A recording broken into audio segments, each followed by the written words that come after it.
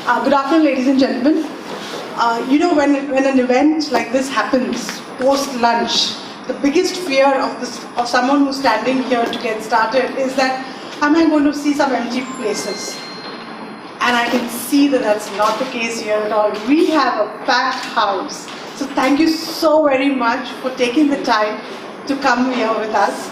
And to get started with the proceedings, I am going to invite Pearl Tiwari, Joint President Sustainability, Ambuja Cements Limited, and Director, Ambuja Cement Foundation, to do the honors. However, I can't let you just come here, right?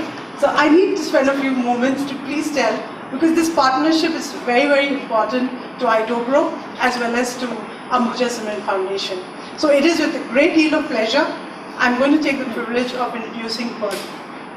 So Pearl has received her master's degree in social work from Tata Institute of Social Sciences, India, and completed an executive education in CSR from Harvard Business School, US.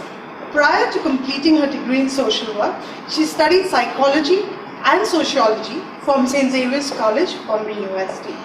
In her professional career, spanning over 30 years, she has worked in the non-profit, educational, as well as the corporate sectors. A well-rounded career. That after 16 years in the non-profit sector, she moved to Ambuja Cement and has been with them for the last 13 years.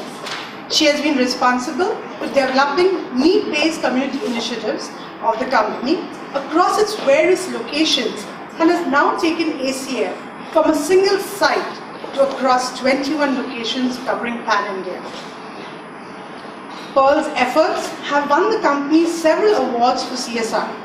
The FICCI Award in December 2003, the Asian Award for CSR for Responsibility in Poverty Alleviation conferred by the Asian Institute of Management at Kuala Lumpur in September 2004. Another Asian Award for CSR for showing a concern for community health in September 2007. The CII Awards for Excellence in Water Management in 2008, 2011 and 2012. The CII Sustainability Award in 2011 and 2012. FICCI Water Awards 2013. A Best CSR Practice Award conferred by the Bombay Stock Exchange in January 2010. And the Wokan Foundation Award. As you can see, these have not stopped. And I don't think in the near future they're likely to stop either. We are looking forward to partner with the Ambuja Cement Foundation in many more such initiatives. And to begin today's proceeding, may I please request Pearl to join us.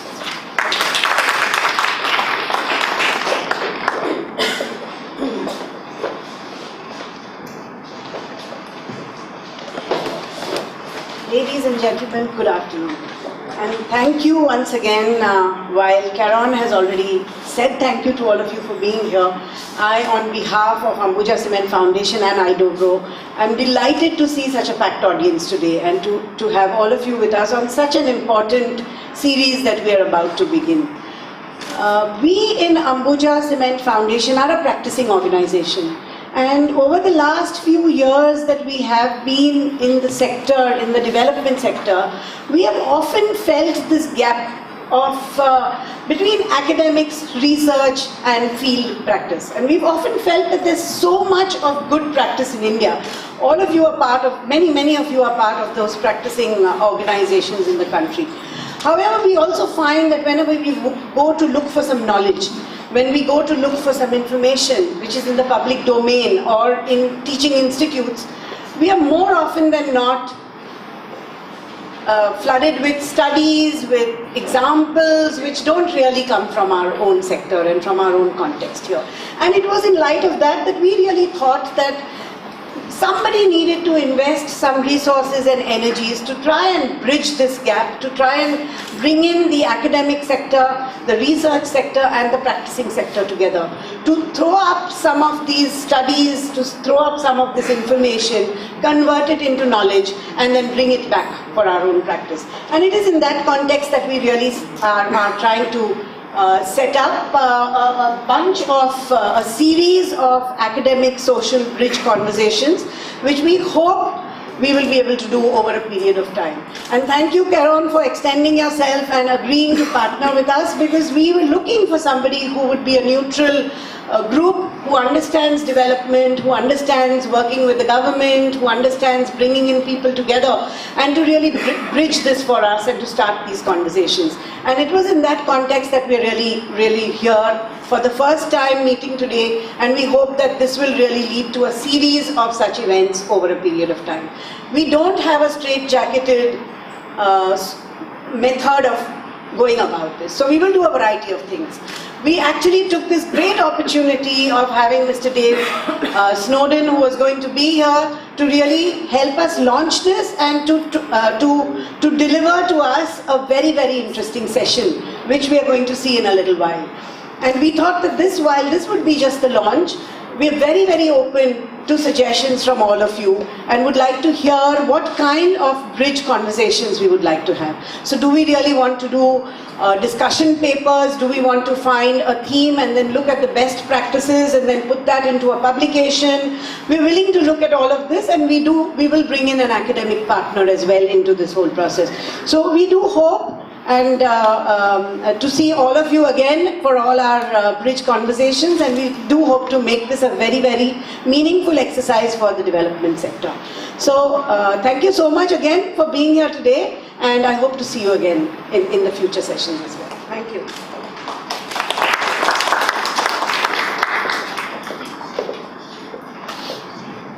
Thank you, Pearl. As they say, when you want to walk far, you walk together. And I think that's really what we are looking to do today.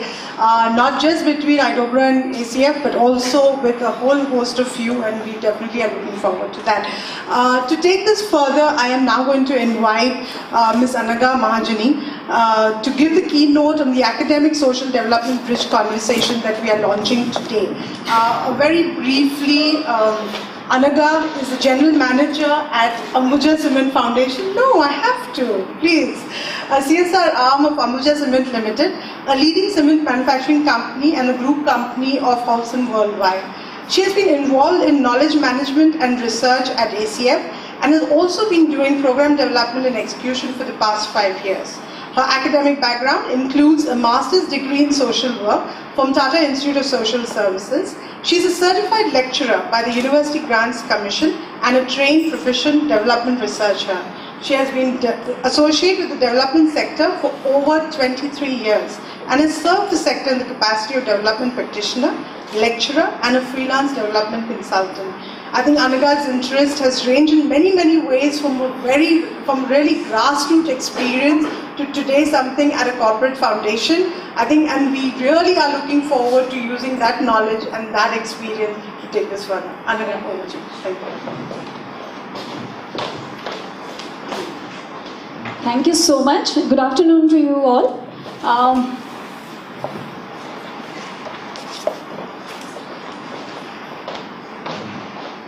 It's my privilege and honor to take you through this presentation, which is actually a journey of ACF, the whole team of ACF, for quite some time now. This is basically to tell you why today's event emerged and how did we look at our practice leading to this phase of knowledge management. Can I have someone to... So ACF actually formally was launched in 1993. So this journey is about nothing less than 20-21 years.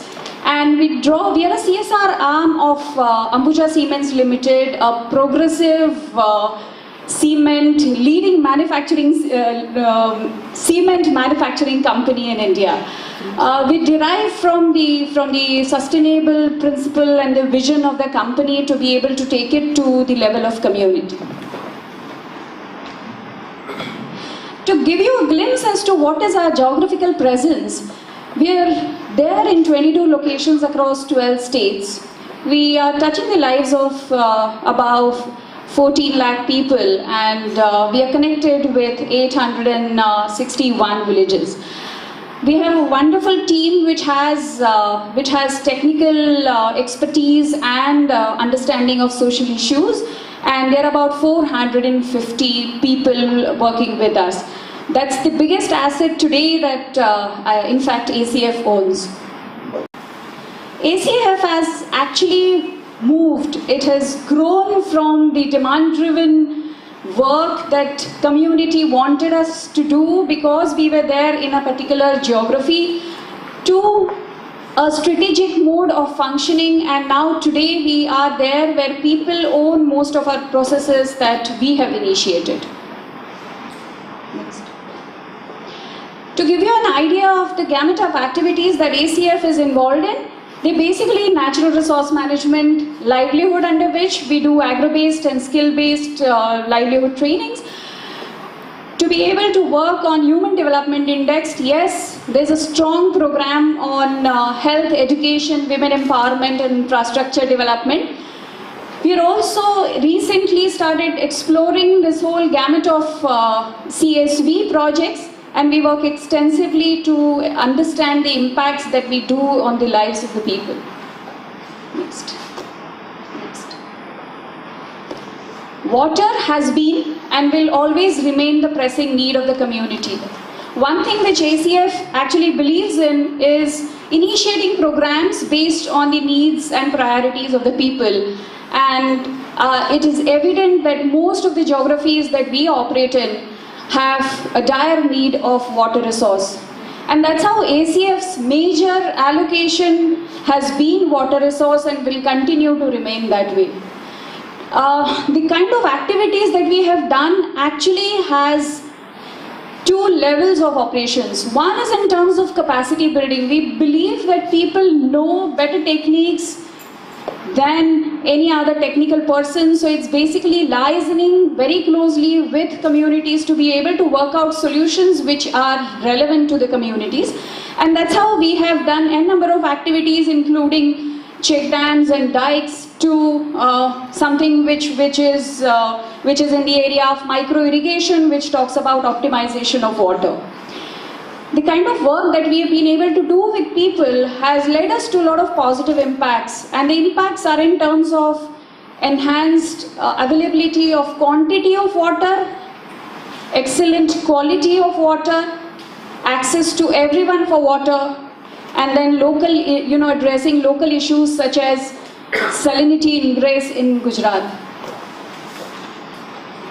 All this work in the area of water conservation and water resource development has led to people moving from one crop to 2 to 3 crops a year, which is an achievement for ACF.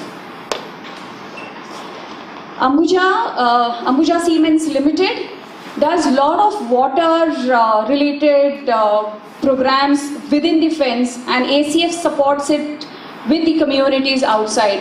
And that's how we together have been able to achieve the status of the first cement company which is water positive. This whole exercise was carried out in 2012, and TCS helped in terms of documentation, whereas DNV were the certifiers for the process. In the year 2012, when we carried out this exercise, we were water positive by 2.5 times, and today it has moved, if I'm not wrong, to 2.9. Second important area where a lot of work has been done is in the area of agro-based livelihood, and to tell you very briefly, it's basically in the in capacity of developing the abilities of the people, introducing new technologies and improved practices in agriculture, and the most important where the sector at times lacks is linking them to market. Agriculture has proved that it cannot cope up with the kind of pressures that we have, and hence there's a dire need to create an alternate employment opportunities, especially in the areas where we are. There is a great need for youth to get engaged into constructive engagement, and hence we started off skill-based livelihoods. There are 16 such centers which are offering 40 different trades, and over this period of last 6 to 7 years we have trained 19,000 trainees. When we train people, we look at the gainful employment rather than only people being trained from our institutes. and hence one can see that the placement ratio is really very high, which is about 80% on an average.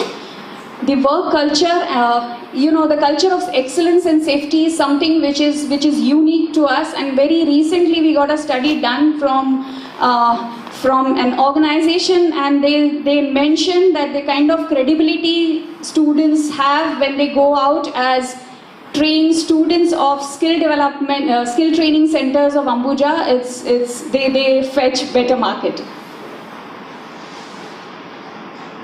Health and sanitation, we have actually very progressively moved from curative approach, which most of the corporates and corporate foundations would take on, to the preventive and now to promotive health. And there are few partners sitting in the audience who have helped us reach that status. The initiatives have been in terms of training local village health functionaries who have now become ASHAs. We have extensively worked on strengthening the village health and sanitation committees, and we have worked on adolescent reproductive and sexual health with peer educators.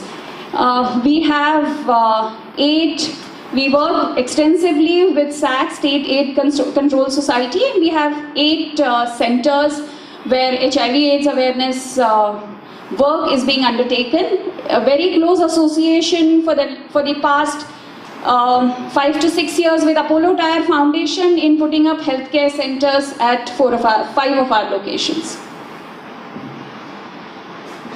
ACF believes that government is the largest development entity, and hence all our efforts across all segments have been to assimilate at some point whatever we do with the larger development agency. And hence in terms of providing the quality education, we work only with government schools to provide them better facilities. A unique program Ambuja has is Ambuja Manovikas Kendra, which is school for differently abled children, which is at Ropar, the only and unique educational institute in the state of Punjab, which is recognized by government of Punjab. About 950 SHGs. We believe SHG is an instrument towards women empowerment, and over 11,500 women associated with us. It includes both the social development program as well as extensive emphasis on income generation activities.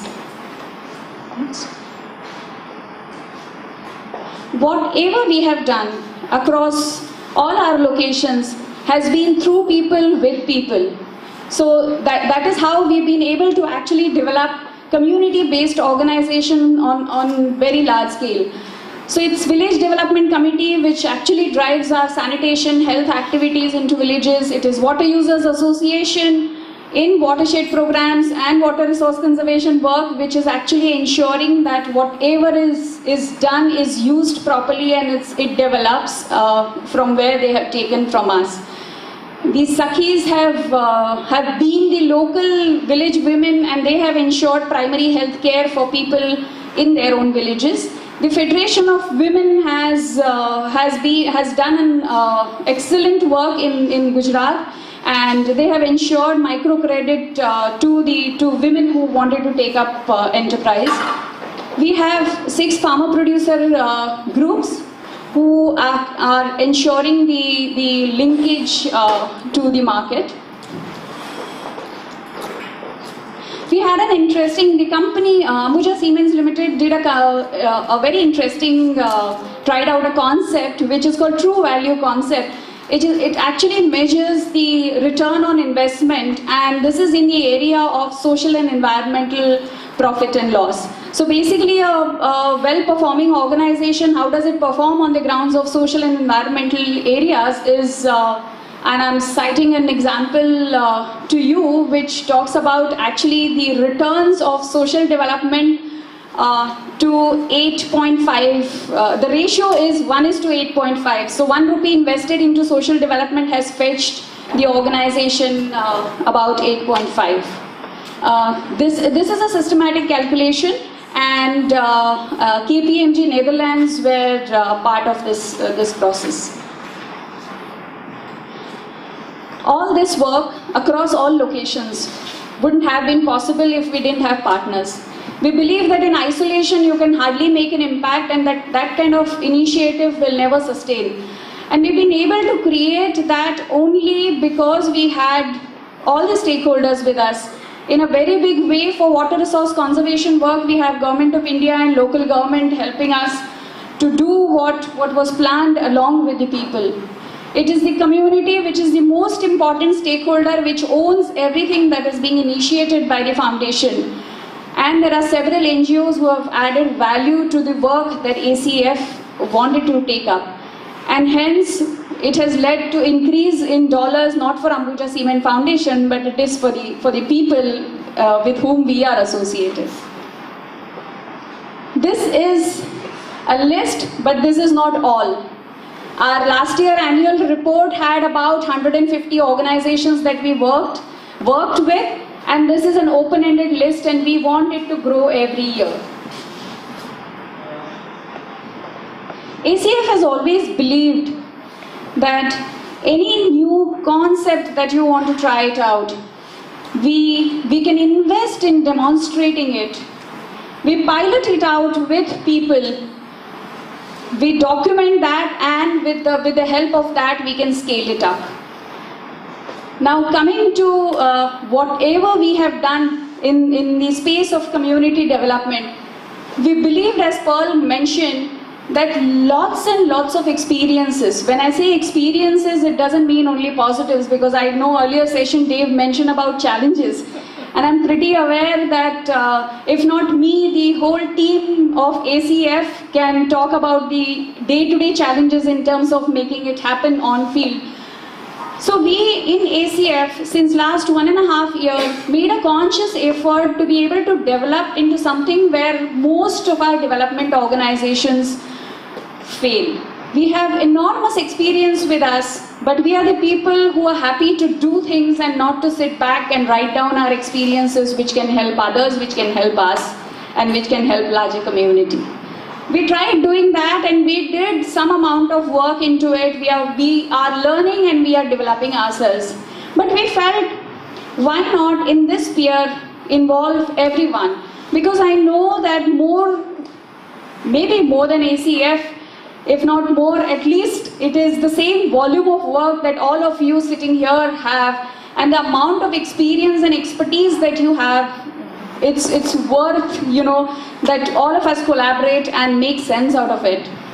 And hence we thought that even in this particular venture of ours, though IDOBRO is there to support us, let's involve everyone and really make a difference, which will be a great contribution to the social sector. So if I may put it, it's basically data and information today that we are having, okay? To be able to make sense out of it, the sector, I wonder if all organizations, at least I can talk for my organization, I don't think we are well equipped to be able to take all the data and information to the level of knowledge. And what helps us in doing that is basically if we can make the context very clear, make use of that with the processes involved. Today we have a privilege of Dave being here, and he's going to talk about one of the process that he actually he has developed, innovated, and that is something which is one way to be able to take it from data to knowledge. I have purposely kept it open because he is going to add to that. He has a theory which adds on to it. So who will do it? Probably this may be the last time that ACF has talked about its work, and henceforth the next 3 roundtables or any kind of an event that we'll put up, all of us are going to be the partners. And there are 3 major segments that we look at, and we feel that this development sector, yes, today it is represented here. We have academia, we have very well-reputed institutes who are present here, and we have expert individuals and research organizations here today in the audience who have done tremendous work in terms of taking this data and information to the level of knowledge. So we have everyone, 3 of us, the 3 groups put together, if we work consistently in a coordinated manner, I'm sure we'll be able to create wonderful knowledge base for academia, if you know the way they are looking for. Next. What do we need for it? We hardly need anything. We don't need places, venue like Orchid. This was only a coincidence that the program was happening. We optimized in using this, but this is not how most of us would like to operate. So what we basically need is the trust, confidence, capabilities, direct connection with knowledge, professionalism, and system support. And I'm seeing it here present in the audience. I don't think any external factor that needs to be brought in to be able to make it happen.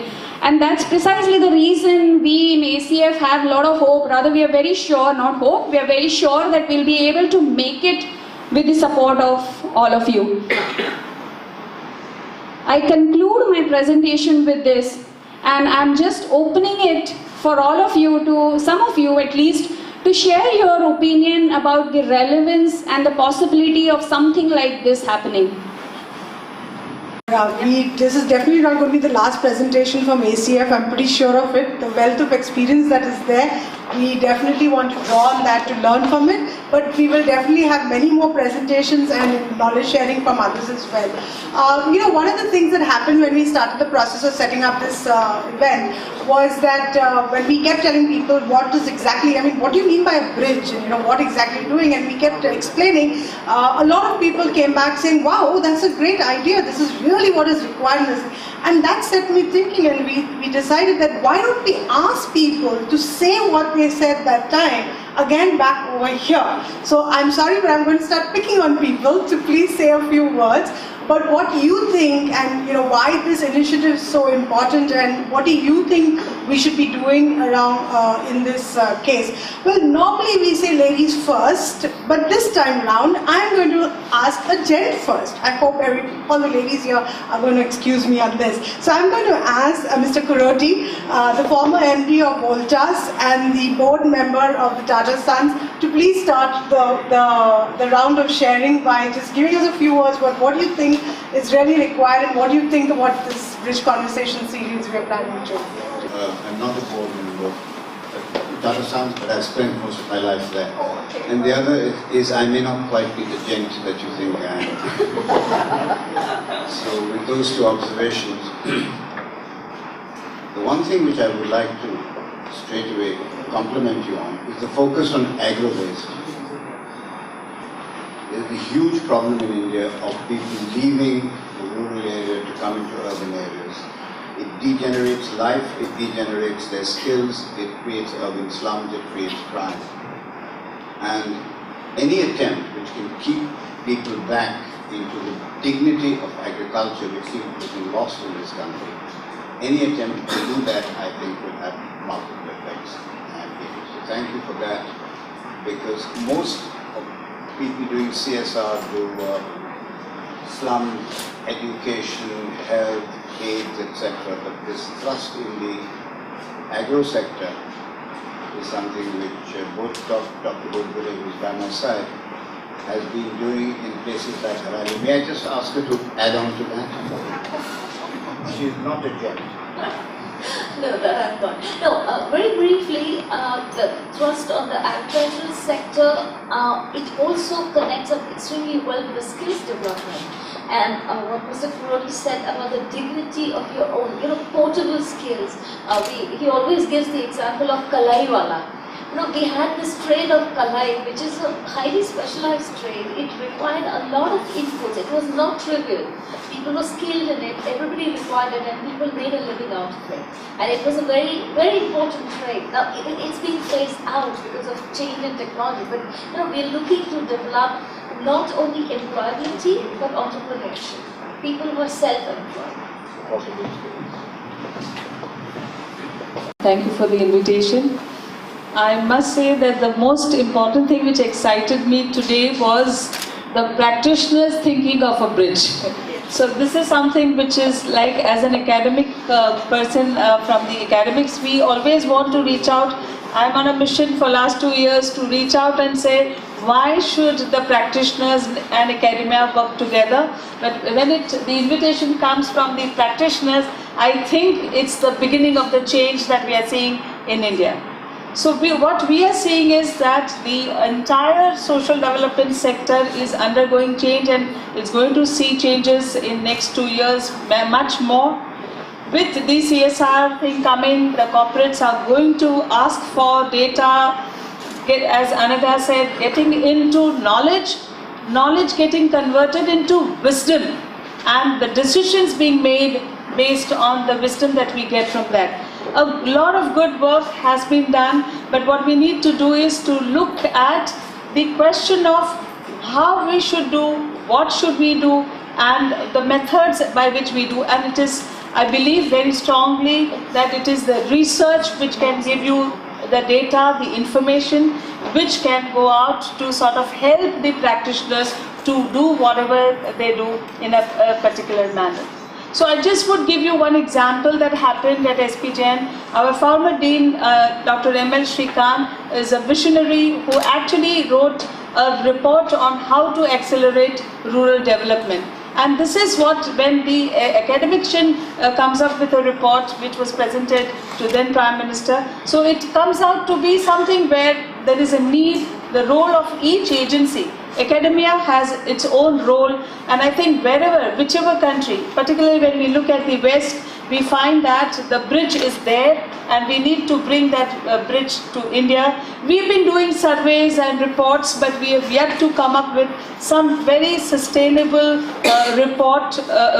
researches which would enhance the work that we do across these sectors, whether it is women or agriculture, health, education, which continues to be of concern, environment, no matter which sector. But I think we need to do a lot of bridge which will help do the work in a better manner. Thank you so much. May I request Rajeshri Chandrasekhar from UNICEF, Chief of Maharashtra Region, to please say a few. Thank you. This whole discussion set me thinking, and coming from UNICEF, we are a knowledge management agency per se. Globally we are known for that, and it was just last week in Raj Bhavan in the Governor's House that we released the State of the World's Children Report 25 years after the signing of the historic UN Convention on the Rights of the Child. And that was a moment to reflect back on where is Maharashtra 25 years since that ratification. And that would not have come without data. And we go by evidence. You know, when UNICEF says that this is the need to change the policy, that's also based on evidence. When we advocate with the government that this is what you need to do as a law, is also based on evidence. So for me, both professionally and personally, I also come from a research background, and I am now sitting in a development agency. So for me, there could not have been a better marriage of two valuable principles. So for me, there is really no bridge. It already has to go together. Because if you look at them parallel, then you cannot preach and practice something else. The best example I can give you of this state, in fact two. One relates to the reduction in stunting, which is a marker for children's development, meaning according to the age of the child, what should be the height. If the height is less than what the age is, that is when we call the child stunted. And that there has been a reduction in that prevalence of stunting by 16 percentage points over 6 years in Maharashtra. This is not UNICEF saying it, this is IIPS, the institute in Bombay, doing a survey in Maharashtra across all the 6 divisions and saying this is where it has reduced. But yes, there are pockets in tribal areas and urban slums where you need to focus more, because the reduction in stunting has not been that much as it has been here. But the report was then validated by IDS in Sussex, which is the International Development Studies Centre in Sussex, which also came to the same conclusion that Maharashtra indeed has shown the decline, not by 16 percentage points but 14, which is not bad at all. And the report concludes that if Maharashtra can do, any Indian state can do, and any country in the world can do. So it is all the result of that evidence that led to this kind of a policy dialogue and an advocacy by which now, as I speak to you in this August audience, Maharashtra, the state of Maharashtra has joined the Sun movement, which is scaling up nutrition. It's a global movement called SUN. Along with 41 nations of the world, there is the Indian state of Maharashtra only. And all that is because of the need and the evidence that has been generated from the field. The second example, and that's the last one, is when we looked at supply chain assessment of medical supplies for tribal areas. Why did we focus on tribal? Is always we know that in any access to services, the tribal is the last mile. The urban slum, although it's supposed to be urban, is also the last mile. We looked at where could a warehouse be established for tribals such that when the monsoons come and the pregnant woman has to come to the center, the roads are cut off. Where will she get the emergency health supply? Where is the access to services? The KPMG is the agency we hired who did us the study.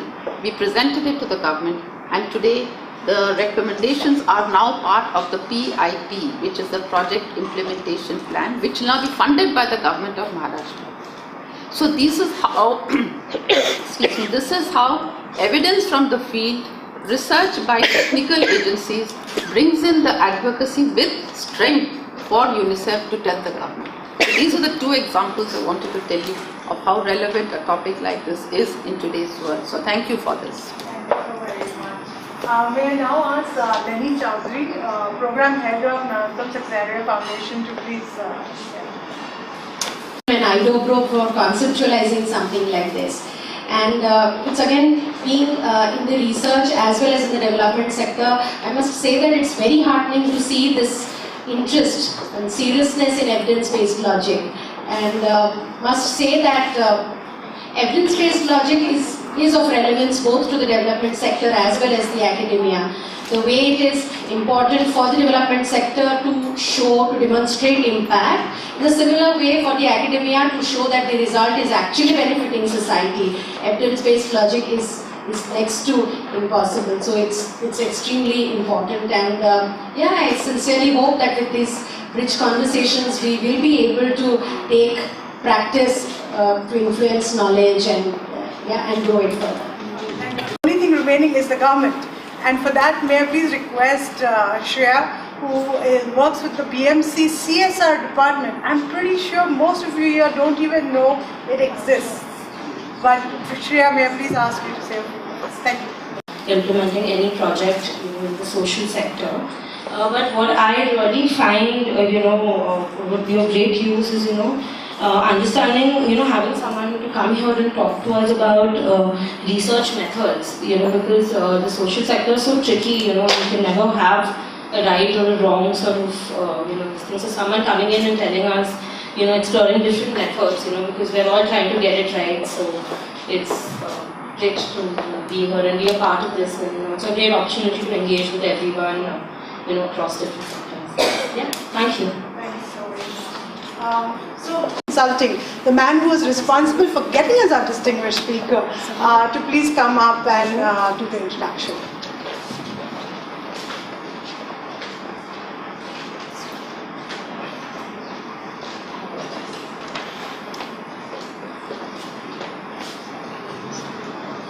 Good evening, everyone.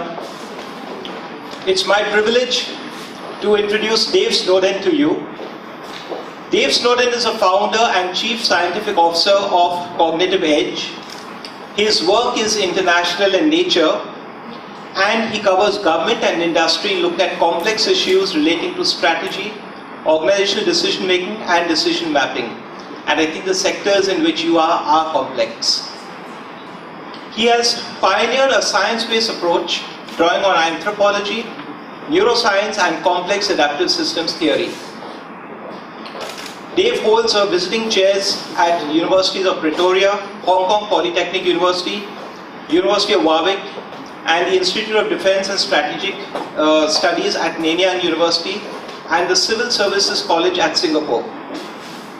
His paper that was published in the Harvard Business Review has won awards from the Academy of Management as being among the best practitioner papers.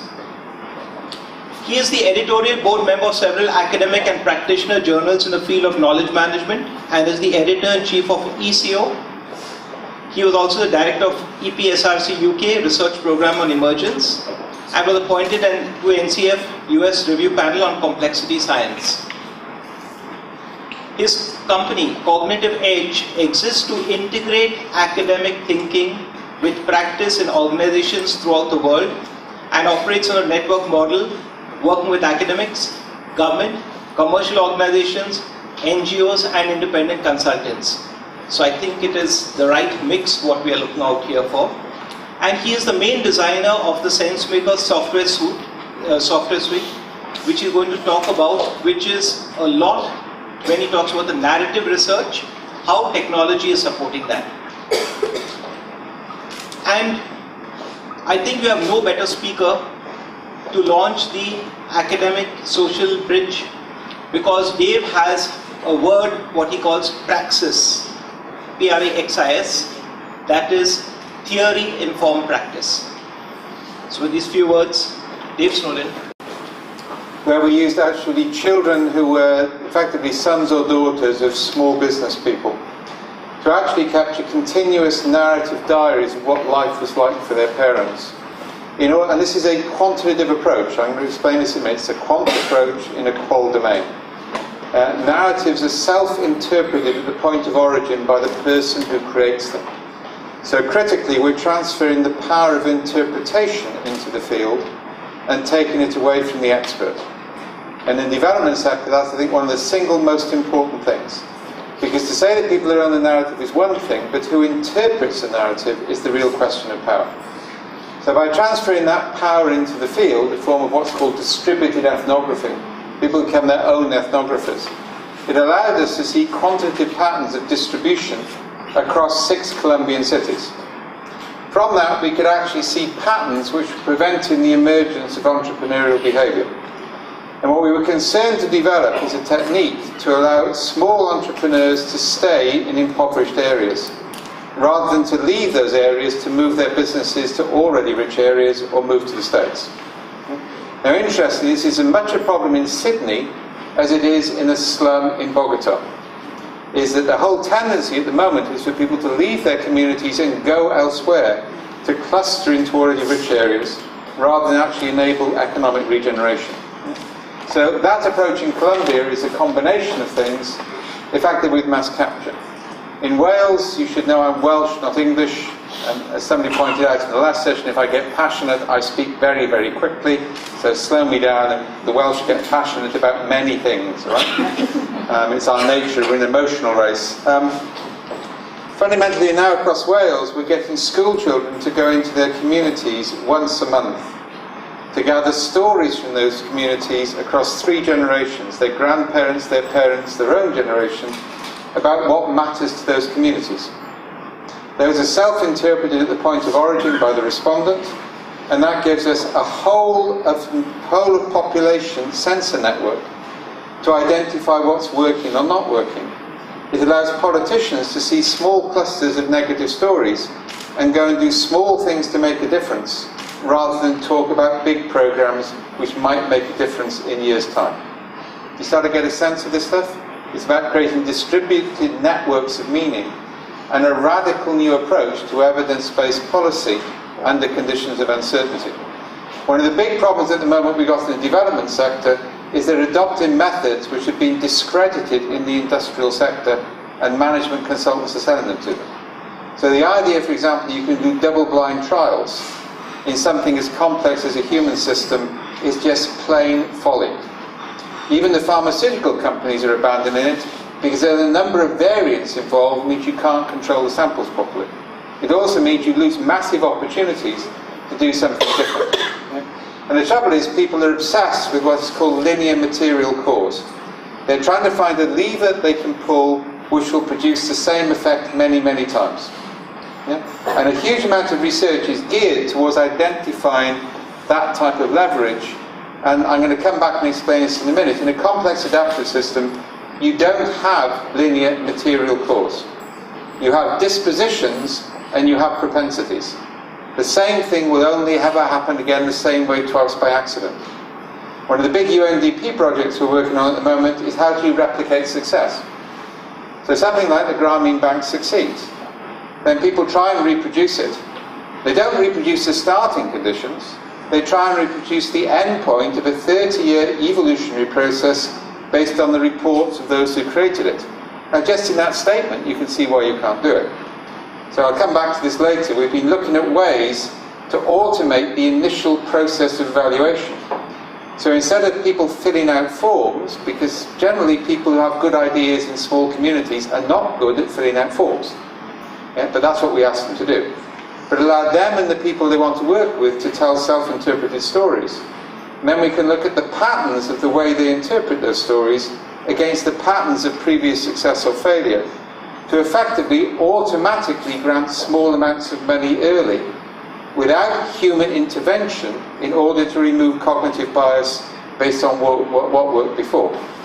If you don't know it, the whole approach to participative engagement in development is being challenged by researchers as fundamentally finding people in communities who look like us, who we feel comfortable with. Yeah, rather than allowing people who we feel uncomfortable with to display a different type of evidence base. A big project we're about to start, this is to actually manage peace negotiations between a form of guerrilla movement and the government, where we're going to focus on breaking the historical stories down into smaller and smaller units, this is granularity, to allow them to recombine. So the story of the past changes to allow a new story to emerge in the future. Yeah, as a way of breaking down past patterns. Right? Now all of that comes from a science-based approach. Two of the projects I'm proudest of, at the moment in Ethiopia and in Rwanda, we've got young girls who've been subject to sexual molestation and rape, who are now acting as field ethnographers into their own communities using iPads to gather stories from other children they think are at risk for the same thing, and allowing them to self-interpret those stories. Yeah, i.e. the community itself is gathering the material, we're getting material nobody's got before. In Eastern Europe, we got Roma kids acting as field ethnographers into Roma communities, and nobody's got access. When we've taken stories interpreted by those two communities, so maybe 10 or 15 stories interpreted the same way by Roma, and we presented those stories to Roma experts in Vienna. Or we've taken stories in Ethiopia interpreted the same way and presented it to development sector experts in Washington. What's fascinating is the experts correlate the stories when they're asked to index it the same way they think the people index it. But there's no relationship between the two groupings. What we've now actually proved on a constructive basis is that fundamentally experts interpret things instrumentally, whereas people simply describe the situation. So when an expert looks at data, they interpret it in the context of intervention which at a conscious or a subconscious level they want to apply, and they only see the evidence which supports that. Whereas if you allow people to describe the situation, new possibilities emerge that you wouldn't otherwise see. And again, that's a scientific evidence-based approach. So I'm interested in evidence, but I'm interested in evidence appropriate, effectively, to a human ecology, not a machine. Machines have linear causality, ecologies don't. Yeah? And we're now starting to talk about this key phrase, monitoring as evaluation. Not monitoring and evaluation, but monitoring as evaluation. So you get continuous sense of feedback which allows small interventions, small experimentation, what's worked, what doesn't work, allows people to generate their own interventions with an evidence framework rather than rely on experts. So that's kind of like what I'm going to talk about and how we do it. Context of this, distributed ethnography, abductive research, I'm going to explain in a minute. General phrases for this is either sense-making. Sense-making, in my definition, is how do we make sense of the world so that we can act in it. Now with that comes the concept of sufficiency. How do I know enough to act? Because I can never know everything. And again, that's a different approach to evidence. There are three schools of sense-making around. Carl Weick is probably the best well-known. That really comes from the American tradition. And the American tradition is an empirical one. You go and study what happens, and from that you derive general rules, and then you get rules create practice. Everybody familiar with that? Okay. Well, my first degree is physics and philosophy as a joint honours. That means from two separate academic disciplines I have a deep distrust of social science. Deep distrust. Because it constantly confuses correlation with causation. The fact, I mean, we found this, for example, in Ghana. there was a strong correlation between take-up of clean water and poverty indexes. And so academics were selling poverty money. When we got the narrative out, we discovered what actually mattered was relative wealth and proximity to somebody else with clean water. You could show a correlation, but it wasn't causal. You had to dive a dot litre, an awful lot deeper. Yeah, this fundamental confusion of correlation, of primitive linear causality, is actually quite dangerous. Yeah? So either way, that's kind of like one approach. It's study what happens, move. That's fine for Newtonian science. When apples drop from trees, they always drop the same way. But it doesn't apply to human systems. They're far more complex. Then you've got Brenda, who's brilliant, who works on narrative, and then you've got my school along with Gary Klein and others. We take a naturalising approach, i.e. we go back to natural sciences and say, what do we know about systems? What do we know about human cognition? What do we know about social constructs through the biological end of anthropology? And how do we apply that in practice to see what happens? Oh, and by the way, there's some very scary things coming out of the biological end of anthropology at the moment. Culture can actually change chemicals which activate or deactivate DNA within a single generation. Yeah, if you allow, for example, poverty to go beyond 1 or 2 generations, you've got a biological problem, not a sociological problem, in the way that people respond. Interesting, if you look at the experiments on this, if you give bright mice dumb mice to bring up, the children of the dumb mice are bright. And nobody's yet replicated that experiment on human beings. You kind of like feel maybe they should be allowed to, but it's dubious ethically. But we're now starting to realise the famous phrase, nature deals the cards, but nurture plays them, is actually of increasing importance. Yeah? So the way we manage social interactions over time becomes critical, because it's not just a sociological problem, it's a biological problem. Yeah? And so that's where we're coming from. Yeah? The other phrase for this is cognitive complexity. Complexity theory has become a fashionable item in the development sector at the moment. And most of us who understand complexity find this deeply depressing. Because what you've got is people going around, some of them are doing 3-year PhD projects, and they're just picking up on simulation models. And they're actually creating a powerful way of describing what's wrong, but none of them are coming up with what you should do differently. Yeah, and you can see this in a whole body of work, including work out of Sussex, where my daughter's doing developmental anthropology. I know Sussex well, right? I just finished a master's thesis about to do a PhD. Fundamentally, they're using complexity to say why things are wrong, but they're not understanding what complexity means in terms of what we actually do. And they're getting seduced by computational modelling. Yeah? And this is actually the Santa Fe principle. The idea is we can build a model, we'll build principles in it, we'll run a simulation, it will tell us what to do. The trouble is, and what they haven't realised, is that human beings aren't ants. You have to keep explaining this. Human beings aren't ants, they're not birds. So if I build a model of how birds fly around in the sky, I can build a model, it's called Boyd's algorithm, a computerized bird. I give it rules, fly to the centre of the flock, match speed, avoid collision. It exactly simulates the way that birds fly around in the sky or people drive in the centre of Mumbai. Multiple identities which they fuse and change over time. We make decisions based on patterns. So I haven't got agents with rules that I can model. So one of the key principles about a human system, cognitive complexity, is you have to let the system model itself. Any model of the system is at best a partial and misleading representation. So kind of like the challenge we set ourselves is how do we get the system to model itself to decision makers in real time, and how do we make people their own decision makers within that model so we can measure the impact of what goes on. So that's kind of like the principle. Now, just to give you the statistics, most people do research or assess risk based on a Gaussian distribution, the infamous bell curve. Yeah? Everybody loves bell curves. Yeah? So the idea is if you measure in risk, then provided you cover off everything to this side of the pattern, you've done all that could be reasonably expected of you. Anything over in that part is effectively called a low probability, if potentially high impact event. Yeah?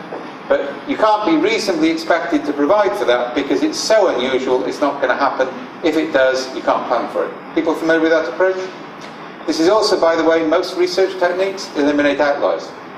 They're looking for patterns in the centre of distributions because they make an assumption about the way that things develop on repetition. Now the trouble is, if you take any human phenomena, for example flooding, let's take a high topic, there are a lot of small floods, a small number of large floods. There are lots of small earthquakes, a small number of large earthquakes. A number of small financial trades, a small number of large financial trades. Virtually every human or natural phenomenon, if you do a double log scale of size against frequency, you get that straight line. It's not straight at the top, we'll come back to that, called a power law, which is a type of Pareto distribution. Now if I overlay Pareto on Gaussian, I get that. I get a fat tail. The centre of the distribution contains far less items than you thought it did, and the tails have a lot more data. So your so-called 1 in 100 years probability, let's take flood in New Orleans, is actually a 1 in every decade opportunity if you just change the distribution. And the trouble is, governments don't like this because it means failure is inevitable. And this is actually the scary thing when you start to understand this.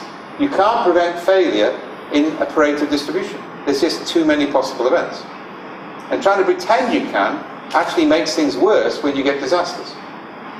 So the strategy changes from preventing failure to effectively early detection, fast recovery, and speedy exploitation of the results. Now this is going to be of increasing approach with global warming, with population growth and everything else. We're going to get constant failures in the system. We're not going to be able to prevent that. The issue is, how do we create systems which can recover quickly and critically can exploit the new opportunities presented by those failures? Because there are always new opportunities presented by failure. Okay? The issue is, can you got the speed to actually exploit them and deal with them? And that's kind of like a different strategy for the one we're used to. What it requires us to do is to monitor for clusters in the tails of distribution rather than look for conclusions in the centre of normal distributions. And that's a very different approach, okay? Because it's the small clusters in the tail of fat tails where we have opportunity to do things differently and make a radical change. And if you look at it, innovations have always come from the tail, not from the centre, because they're people thinking differently and acting differently. So I take the model as a whole. On the left-hand side of the model, remember I said the straight line didn't follow? That's because I'm in a Gaussian universe. That's the universe where many things have happened in the past and the same sort of things will happen in the future. So I've got a many-to-many asynchronous relationship. Now that's where most statistical techniques, most current approaches to measurement work fine.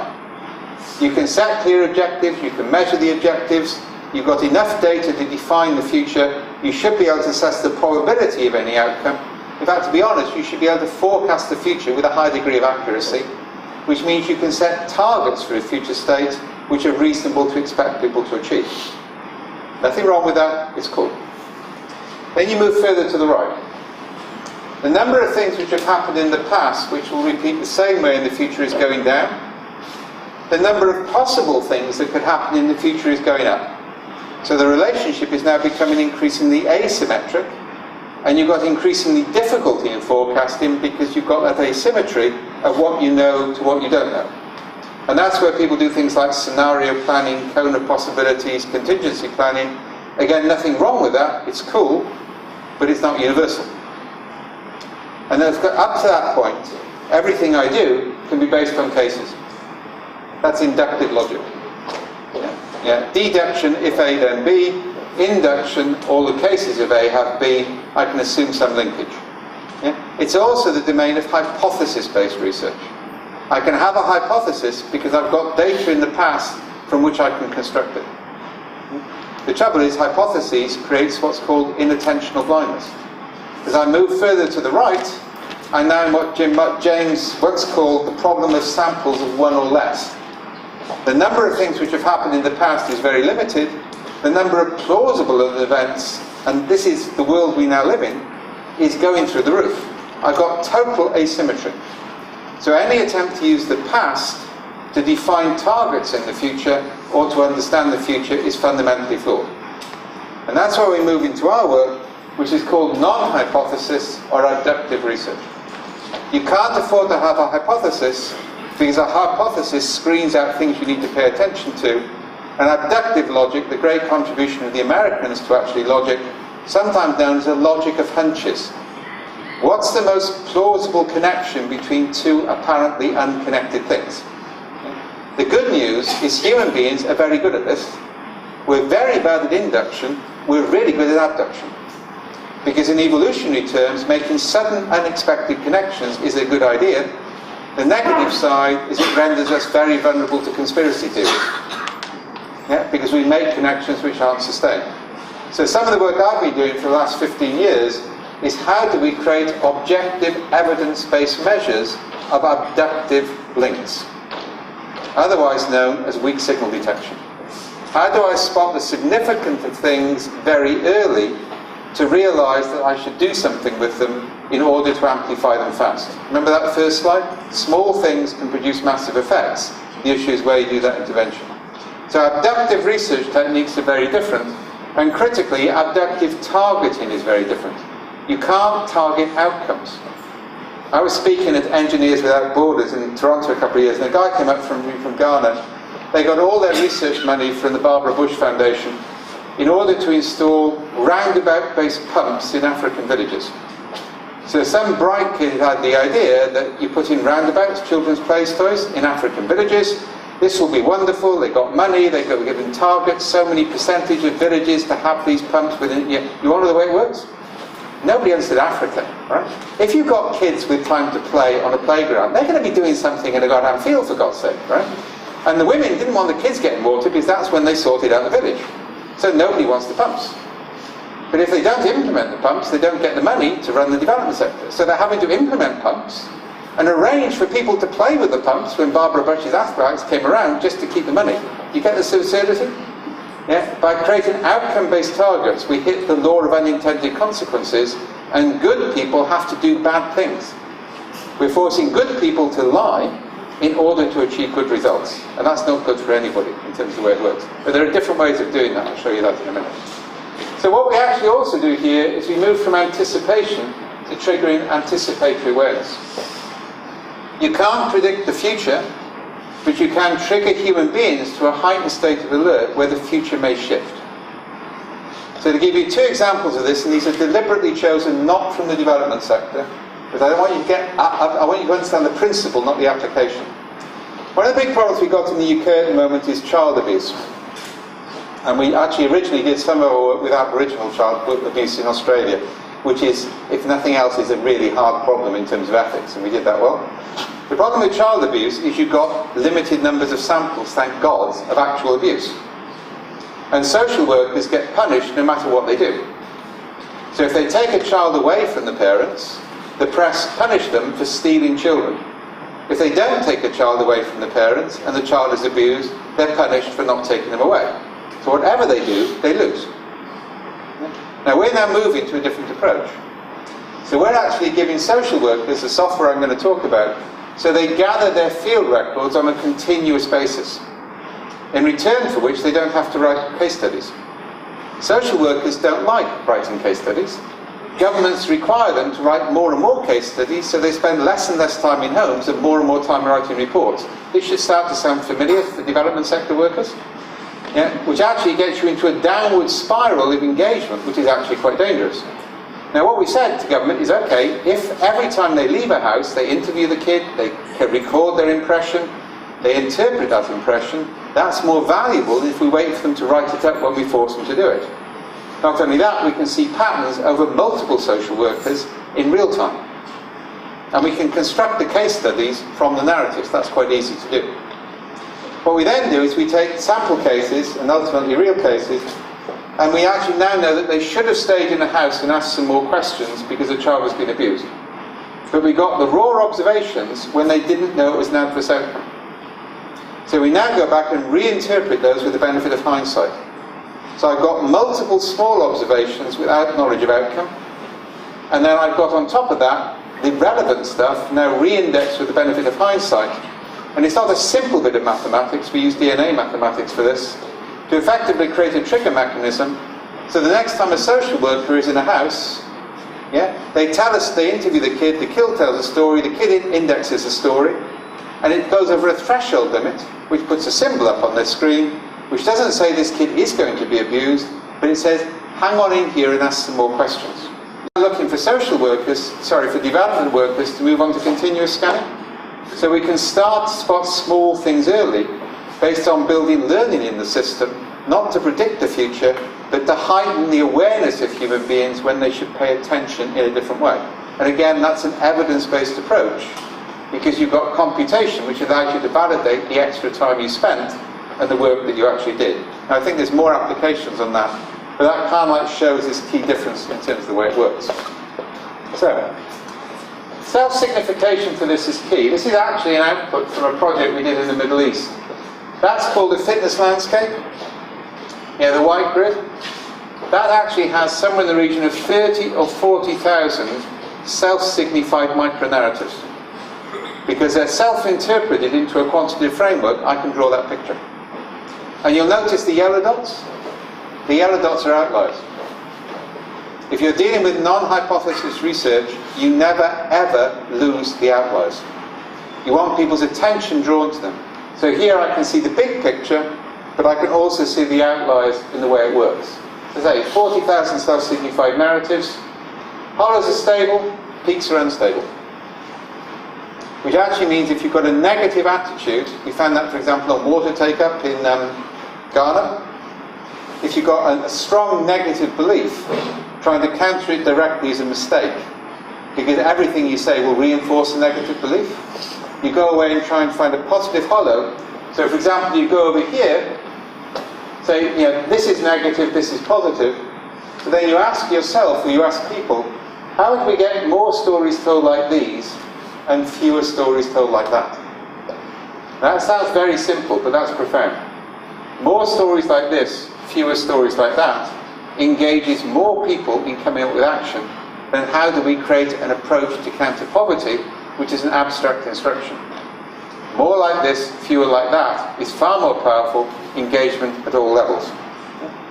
So yellow dots are outliers. And this is a sort of thing we're now starting to produce in real time. So if I take my Colombian example, by putting kids in to capture those journals on a continuous basis, my Welsh example, school kids going out every month, something we want to replicate in India and elsewhere, I'm creating a network which is constantly feeding data into a system against which I can evaluate multiple projects and not chaining my evaluation for a single project because people live their lives in more composite form. Yeah? So that's the continuous monitoring, continuous statistical significance. It also overcomes expert bias. Remember I talked about our indexing of Roma and girls' stories from Africa? Well, this comes from basically cognitive psychology. Radiologists asked to look for lung nodule detection, that means cancer. A picture of a gorilla was pasted into the X-ray, which is 48 times larger than this average nodule. 83% of radiologists didn't see the gorilla even though their eyes tracked it. Now actually this has been repeated and replicated in multiple contexts in multiple times. There's a famous video, you may have seen it, of 6 students playing basketball, and the gorilla walks into the middle of the room, but if you tell people to count the basketballs, they never see the gorilla. Because actually they're not expecting to see it. The more expert you are, the more the patterns of interpretation entrain themselves around your expertise, and the less likely you are to see that something falls outside it. Interestingly, the only people who ever logically and rationally assess all available data turn out to be fully autistic. And that's why they can't cope, because they're actually logically, rationally assessing all data, and most of us don't do that because we couldn't survive if we actually attempted it. Now I'm putting that up because there you can't train people not to be biased. It's not possible. You actually have to create mechanisms by which they're presented with things like we did with the experts. This is how you indexed it, this is how the people indexed. What do you think about the difference? Not, I think you don't understand it. You see the difference in approach? You indexed it like this, they indexed it like this. What does it mean for you? You're deliberately creating that friction in the system to see what comes out of it. So, key elements in the approach. This is a picture from Capture. I don't remember where that was. I think that was Bangladesh, actually. Done several projects on water quality in Bangladesh of late. And we've had to send cricket playing members of the team out, all right? So it means the Americans can't cope because they don't understand cricket, so never mind. If you actually look at it, the stories which determine how people see the world are not stories they tell researchers, and not stories they tell in focus groups, and not stories they tell in facilitated workshops. They're actually the day-to-day micro-narratives of taking kids to school, of catching water, of cleaning the house, of talking with friends, the drink after work. It's those fragmented micro-narratives of day-to-day existence which basically form the cognitive patterns through which we see the world. One of the ways the human brain works, by the way, is called conceptual blending.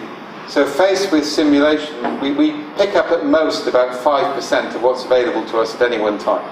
That's the most we're scanning, and that's on a good day. And then we match it against patterns stored in our memories, which are personal memories and vicarious memories told through stories. And we blend those fragments together to come up with a unique form of action. The human brain did not evolve to handle checklists or best practice. It evolved to fuse fragmented memories, partially copied, just like DNA gets mutated, in order we can produce novel and appropriate solutions. So that's kind of like where we're going with this stuff, right? Partial copies. So what we want is the day-to-day fragmented narratives. Think about what I taught with field ethnography. In Pakistan some years ago, through British Council, we sent school children out across 8 areas in Pakistan. We pulled 50,000 stories in 1 week, from which we could actually see the patterns, including capturing from refugee camps in Sindh province when Taliban hit it. Nobody else can get anywhere near that. Other Foreign Office projects spent 3 months gathering stories, 2 months transcribing them, 1 month interpreting it, and then they wrote a presentation. We had real-time data. Not only that, we could leave the census systems in place, so we had continuous real-time data. We didn't actually have to go back and do the same research project every year. And just to tell you, and that was fascinating, because we also did Pakistan immigrant communities in the UK, and we showed pretty conclusively that radicalisation is going from the UK to Pakistan, not the other way around. Capturing mass. So I'll go through this, right? So micronarratives is what we want. We don't mind what they are. If you actually focus on text, this is one of the problems with longitudinal research, is people orally capture stuff, then they transcribe it. You lose a huge amount in transcription. The tone of a voice can make a difference. You also force in translation, so you lose original voices in languages or dialects. We don't mind if people draw pictures. We're finding illiterate people in Africa love to draw a picture on the iPad and then index the picture. And often the pictures have more meaning, or take a photograph, or any combination thereof. So that's kind of like what we want to gather: text, pictures, voice combinations, anything. So to give you an example, it's probably easy to show it.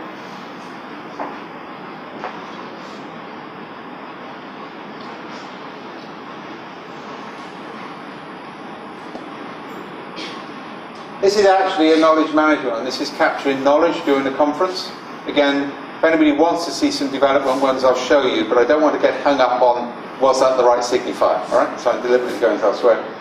If you're doing development work, that's the ethical statement, which includes permission. I mean, the stuff we did with Aboriginal child abuse, which is a huge issue. If you know how many people have worked on Australian Aboriginals? Okay, it's quite scary. I first went there in 1978 on Aboriginal land rights when I was working for the World Council of Churches. One of the Aboriginal activists was killed in front of me by a mine security guard. We went to the police, and I'll never forget it, they said it's only an abo. And when we protested, we were taken out of territory. If you don't know it, Australian Aboriginals were classified as flora and fauna on the census until 1964, when there was a vote which by a very narrow majority agreed to count them as human beings. Until the late 50s, half-breed children were forcibly taken away from their parents and interbred to breed them back to white. That's within my lifetime.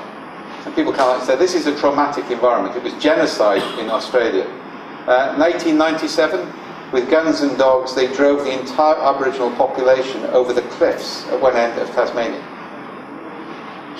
If you think the famines in India were bad, that would actually is a different level of genocide. So actually there, we actually allow the people to keep their own stories, because they'll say only males can see this story, only males of a certain age can see this story. we're not fussed, because actually it's the metadata we want.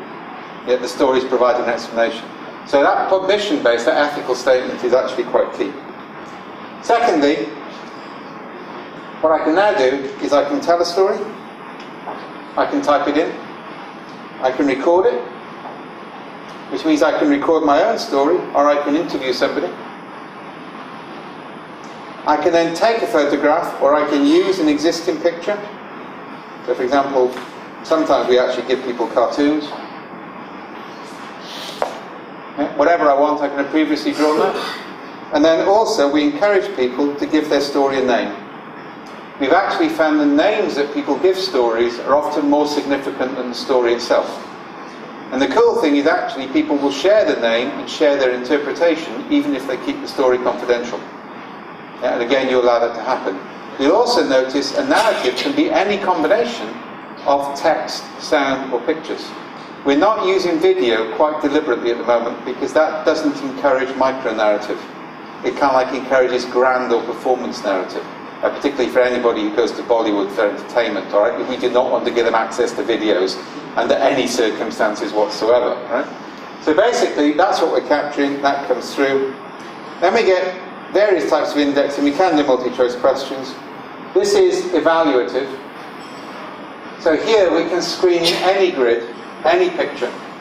Yeah? In Singapore, the grid goes from where we're monitoring attitudes of population. It goes from individual, family, society, harmonious, disharmonious. And there are no words on it, it's all little cartoon characters in a collage. And what happens is people place stones on it, different perspectives. This is software.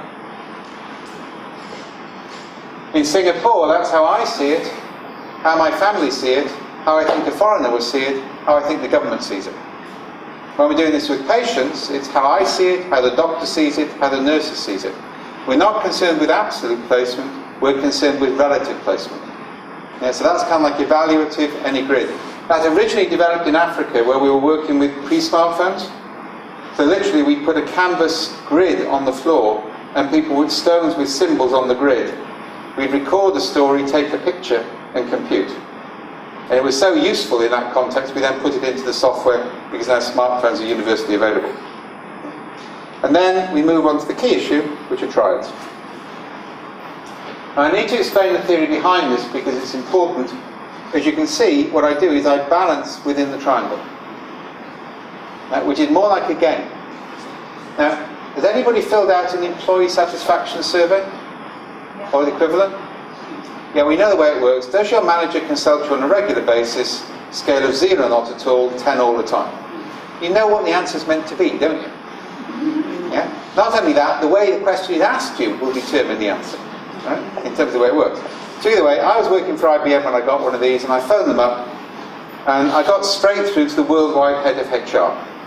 The reason for that, by the way, is not I'm special, but I'd just done a 6-month scientific project which had proved that astrology was more accurate than Myers-Briggs in predicting team behaviour. And I discovered that vice presidents in IBM not only don't understand irony, but they don't like ironic research, yeah? And they wanted to fire me at first, right? Then Lou Gerster kind of like pointed out that might be a bit stupid, right? So either way. So I got through to the top, it's kind of like, what's the troublemaker doing? And I said, well, okay, what am I meant to do on this? I've got several managers. Some of them consult me, some of them don't.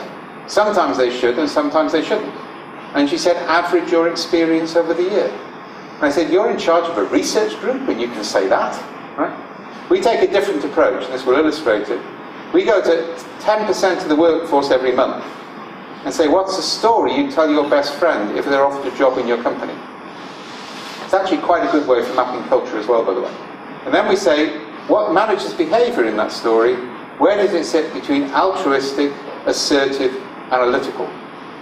Now notice 3 positive qualities. That means the respondent doesn't know what the right answer is. Yeah, and that's really important. Yeah? And actually that means the novelty receptive part of the brain engages. If you don't know it, most of the time the brain is on automatic pilot. When you pull your hand away from a hot plate, you don't think about it, because the brain and the body have trained themselves to do that without conscious thought. And actually that's the way we normally fill out surveys. Yeah, particularly these days in the development sector, because there are so many surveys and so many consultants and so many evaluation consultants, that people have got used to answering the questions to get them out of their hair as fast as possible, right? On the other hand, with a triangle, particularly here, as you can see, is I can scroll up and down between multiple ones.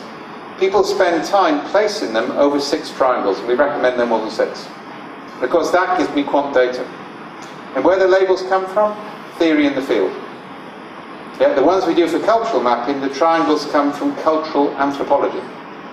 So for example, we have 3 we've used consistently: Pakistan, Egypt, Libya, Colombia, all over. One of them says justice in this story.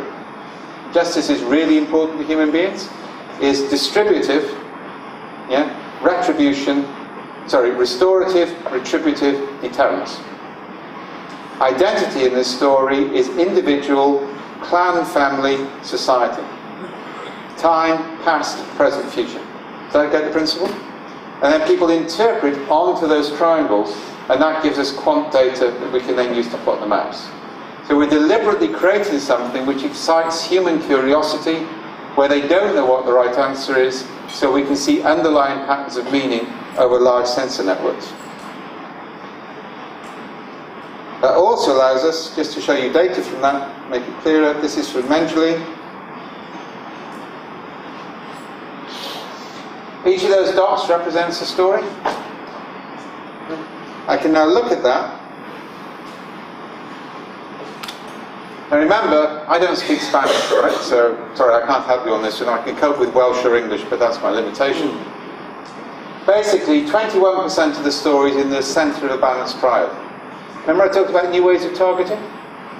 You say, actually, by the end of the year, I want 30% of the stories in that space. That's called an impact target.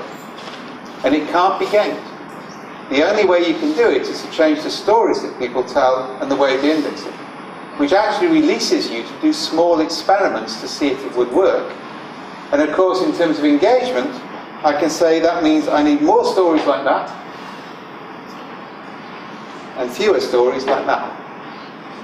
So what I've actually got is a feedback mechanism which allows me to direct small experiments in order to move towards a sustainable space. Patients keeping continuous stories throughout the hospital visit. That means we can measure the impact of the hospital on their perception of health.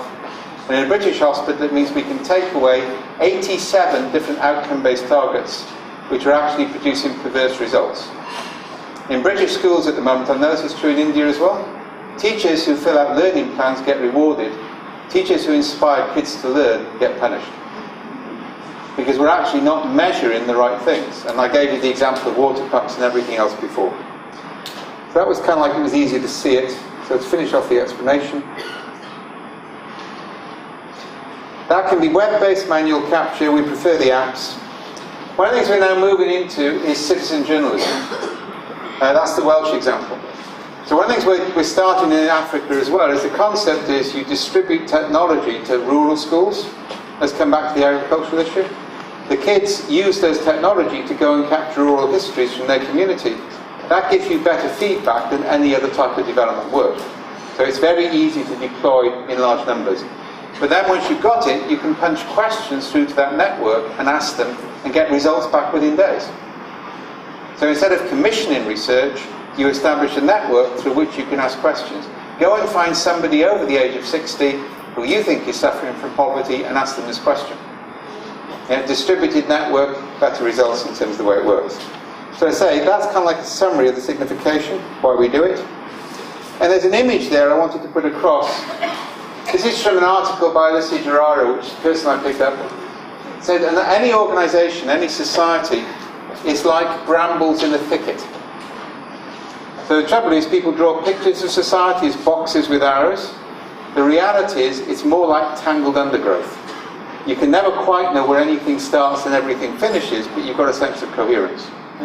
So this idea of a common grammar of meaning through the interpretive framework is powerful, and it allows us to capture stories in any form, in any language.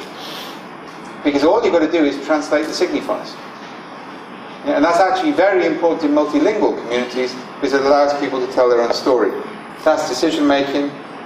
That's a more sophisticated one with colour coding by different groups. This is working in Victoria on public health. Public health is one of the big issues. Yeah? And remember, people don't live their lives in domains of water supply and public health.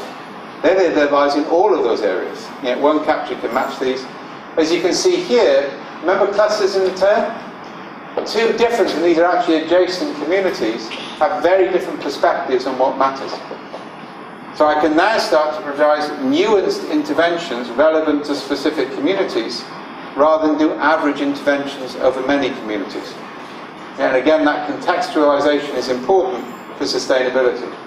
And back to landscapes. Remember you saw a three-dimensional landscape earlier? This is actually interesting. This is looking at attitudes to completion of tasks against adherence to principles. This is a commercial one. Now you can see the dominant stories, this is quite scary, are based on to hell with the work and to hell with the principles. Yeah, this is a shattered organisation, yeah, in terms of the way it works. They really wanted the stories out there, but they haven't got it. You've got one cluster here, which is we'll get the job done, but to hell with the principles. And one group are just obsessed with the principles. What you haven't got is a balance between it. Now, interestingly, when we look at the stories that people rate as positive or negative, we get something very different.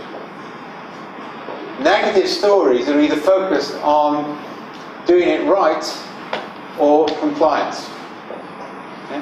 Whereas positive stories only focus on doing it right and have no compliance. Which actually means the only way people can get the job done in a positive way is to ignore all the rules and regulations. Which is actually why we're getting an increase in accidents in this workplace. But that's working with workers, keeping continuous notebacks to provide real-time feedback to learn executives when they need to pay attention. And then we get on to managed serendipity. Now this is where it gets really exciting. So the work we're doing on peace and reconciliation at the moment, let me talk about that one. Not only are we actually reconstructing the stories of the past, but one of the things we'll launch in January is an international narrative database of peace and reconciliation.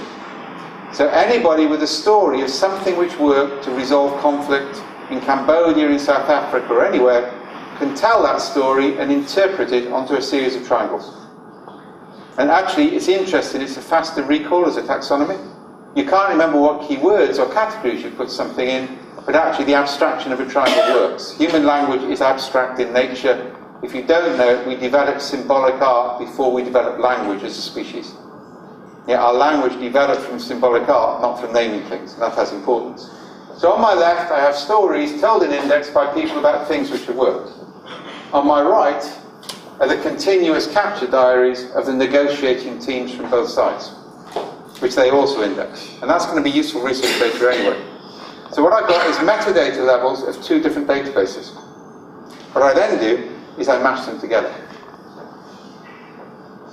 And I get three patterns. First of all, these are clusters of where ideas for peace coincide with current issues. So that's a way of suggesting things to people about, would this work for you? We've done that on new product creation. We now want to start this in the development sector. Now, actually, things which work in a village in Africa might suddenly work in a village in the Philippines, and we want that to transfer horizontally, not to require mediation by development agencies. Yeah, so this is, and in biology it's called exaptation. It's something which evolves for one function, leaping sideways to be used for something else. But I also get ideas which don't match any of my stories. And actually, I find the hard stories where nobody's got any ideas about what to do. Now, say that's something we're now going to start running out in the development sector over multiple projects. So it means as you're capturing data as people tell stories, they can encounter stories of things that other people have done which are like them and different from them. So the ambition here is for a kid somewhere in Africa acting as a field ethnographer to gather stories from their parents about agricultural practice. They tell a story about it, and then they look for more stories like mine, and they find a story about flood prevention in the Philippines, which gives them an idea to solve a problem. Yeah, and that's conceptual, blended, fragmented memory, extended memory over multiple groups. And of course, you can monitor the use of it. So you've got another evidence base coming through, because you're building an adductive system in which the evidence comes from interactions and use over time to create stability. So current explorations, you may or may not get the subtlety of that picture. The development sector these days is becoming very, very commercial. Part of the problem we got is too many people have got too much wrapped up in consultancy, in the development sector. And it's the same as, it is a significant problem. It's not insignificant. All the big management consultancies are moving sideways into development at the moment because they're not winning money from industry anymore, and they're moving actual, really bad practice into development. Stuff which hasn't worked in industry, they're bringing across, because most of the big consultancies work off a manufacturing model, not an artisan model. The trouble is, it's a good way of getting government funding. If you say McKinsey's wrote a report, it's like saying you used to buy IBM computers. Right? So my worry on this is kind of like, this is Adam and Eve, if you know the story. That when they want to go back for knowledge, it's now got money attached to it. And that's one of the big problems we're starting to see in the development sector. So things we're working on, talked about that. This is really important if you want to change the way that people think. Everybody tries to change the way that people think by giving them aspirational stories of the future. But until you change the stories of their past, they won't have an aspirational future. I'll give you the extreme example on counter-terrorism. I mean, my family has an honourable tradition of rebellion, all right? My daughter is in deep trouble. She's the first in 6 generations not to have been in prison for civil disobedience before she was 18. Okay? The family considered to have let the side down considerably, all right, because we go back to Chartists, who got exiled and whatever. I was at first in a police cell at 14 when I ran to the Civil Rights March in Northern Ireland, because if you didn't know it, Catholics didn't have the vote. My mother thought I was on a young socialist youth camp somewhere in Wales. I wasn't. I was on a peace march. She had a real problem when she found me in hospital because I'd been brought up to do this, but I disobeyed parental instructions. It was quite amusing to watch pride and anger sort of interacting with each other over time. And if I'm honest, myself and my generation were on the verge of joining the IRA for the next decade. My story about that period is not I was right and you were wrong, but there for the grace of God went I. You see how you change the story? You fragment it into something else, you move it back, so you allow a different story to emerge rather than a story about confrontational practice at the moment. I think that has huge potential for the work we're now about to start in Colombia, to actually change the stories not just for the negotiators, but at street level. Past story, you can't do that until you understand what it is. And you can't do it, they've got to do it for you, for themselves. That actually is a very powerful new technique which is coming through. Real-time decision making. If you actually got a sensor network in place and there's a flood, you've got a network you can push data out through. Nobody trusts social media anymore after a disaster. It's actually becoming really difficult, and 30% of tweets are actually the result of bots, when you get high activity. Kids have been actually put in prison in New York for pretending they were trapped in hurricane zones by using false IP addresses, and they don't realise they've done anything wrong, they just think it's a game. So creating networks which actually give you feedback on a regular basis means you can activate those networks in a crisis to feed information or get data back. And again, that's building capability before you need it. Anticipation to anticipatory awareness I talked about. Measuring wellness as dispositions. There's a huge industry at the moment in the UK, I don't know whether you've been played with this yet, it's called happiness indexes. I mean, it's kind of like, I just find it appalling. So what happens when you let economists loose on human beings as opposed to mathematical models, right? You can't measure happiness. It's relative. Remember those dispositional landscapes? That allows you to measure overall health of the community. It's an ecological measure in that way. And so you start to work on that. Economic regeneration, I talked about that. It's of critical importance to find ways in which we can regenerate people who will stay in poor areas, not people who want to leave them. And so we've proved that in Colombia, now we're looking for more cases. And then also advocacy. Your research method has got to carry persuasive capacity with it. You go to politicians and say, take my Pakistan case. I mean, the Foreign Office hate me and the Home Office love me. But they can't challenge 50,000 stories gathered by kids across 6 areas of Pakistan and self-interpreted. And what you've got is numbers backed up by explanatory narrative. Numbers are objective but don't persuade. Anecdotes persuade but aren't objective. When you put the two together, you're in a whole different field. We've actually got politicians to do things they would never ever have done, because the numbers pull their attention to something, the narratives explain it, then they'll behave in a different way. So advocacy is something that people neglect in research. They assume if you do the research, you write the conclusions, people will listen to you, despite the fact all the evidence is that people don't. Right? So you have to think about that in a different way. Which leads me on to a not too subtle cartoon from Gaping Void. Right? Yeah, you're not the bell curve. So, Goodhart's law. Any observed statistical regularity will tend to collapse once pressure is placed upon it for control purposes. Now, if you're an economist, you get that straight away. If you're an anthropologist, you might prefer Marilyn Stratton's variation. When a measure becomes a target, it ceases to be a good measure. Yeah, and what you get is the law of unintended consequences. And then the really scary one, in virtually all circumstances in which people are doing things in order to get rewards, extrinsic, tangible rewards undermine intrinsic motivation. Yeah, this is from New Scientist. There is no evidence whatsoever which contradicts this. Working for extrinsic reward destroys intrinsic motivation. What is it we need in the world? People who are working for financial reward, or people who are intrinsically motivated to do a better job? Yeah, and that's why we need to change the measurement system, because KPIs, and this is becoming a real problem in the development sector, people are becoming target motivated rather than change motivated. And that's a real issue. So I talked about scaling. I'm not going to go into this depth. This is the stuff we did with the UN. What we're now doing is, these are kind of like the underground stable aspects of a complex adaptive system. What we're now doing is getting, this is the Finch Fund, people who actually want to apply for grants tell a story which they index. Shortly it's going to be get people who you're trying to work with to tell a story and index it. Remember anticipatory awareness? We then measure the presence of those factors in the story, and we grant small sums of money to groups who match previous success. Which actually allows us to filter a huge amount of applications very quickly without requiring people to fill out forms or have political influence. It gets them that first stage of funding. And that's quite an exciting program, because it matches the way people want to do things, and it allows us to effectively have bigger budgets with smaller allocation. One of the big problems in the development sector at the moment is people want to give larger sums of money because of the measurement system. So you've got people lobbying for bigger and bigger programs, when what we really want is smaller and smaller interventions. So this kind of like marries those two in terms of the way it works. Another picture, that's an African picture. I've done through these, so I just put it up as a reminder. And the overall point on this is empowerment requires narrative.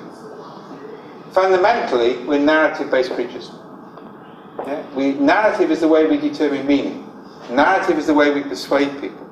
The issue for me is who owns the power of narrative interpretation. And what we're doing is transfer that power to the respondent, away from computers, away from the experts, so that people's genuine needs become visible in a new approach to evidence-based policy. Thank you very much for your time.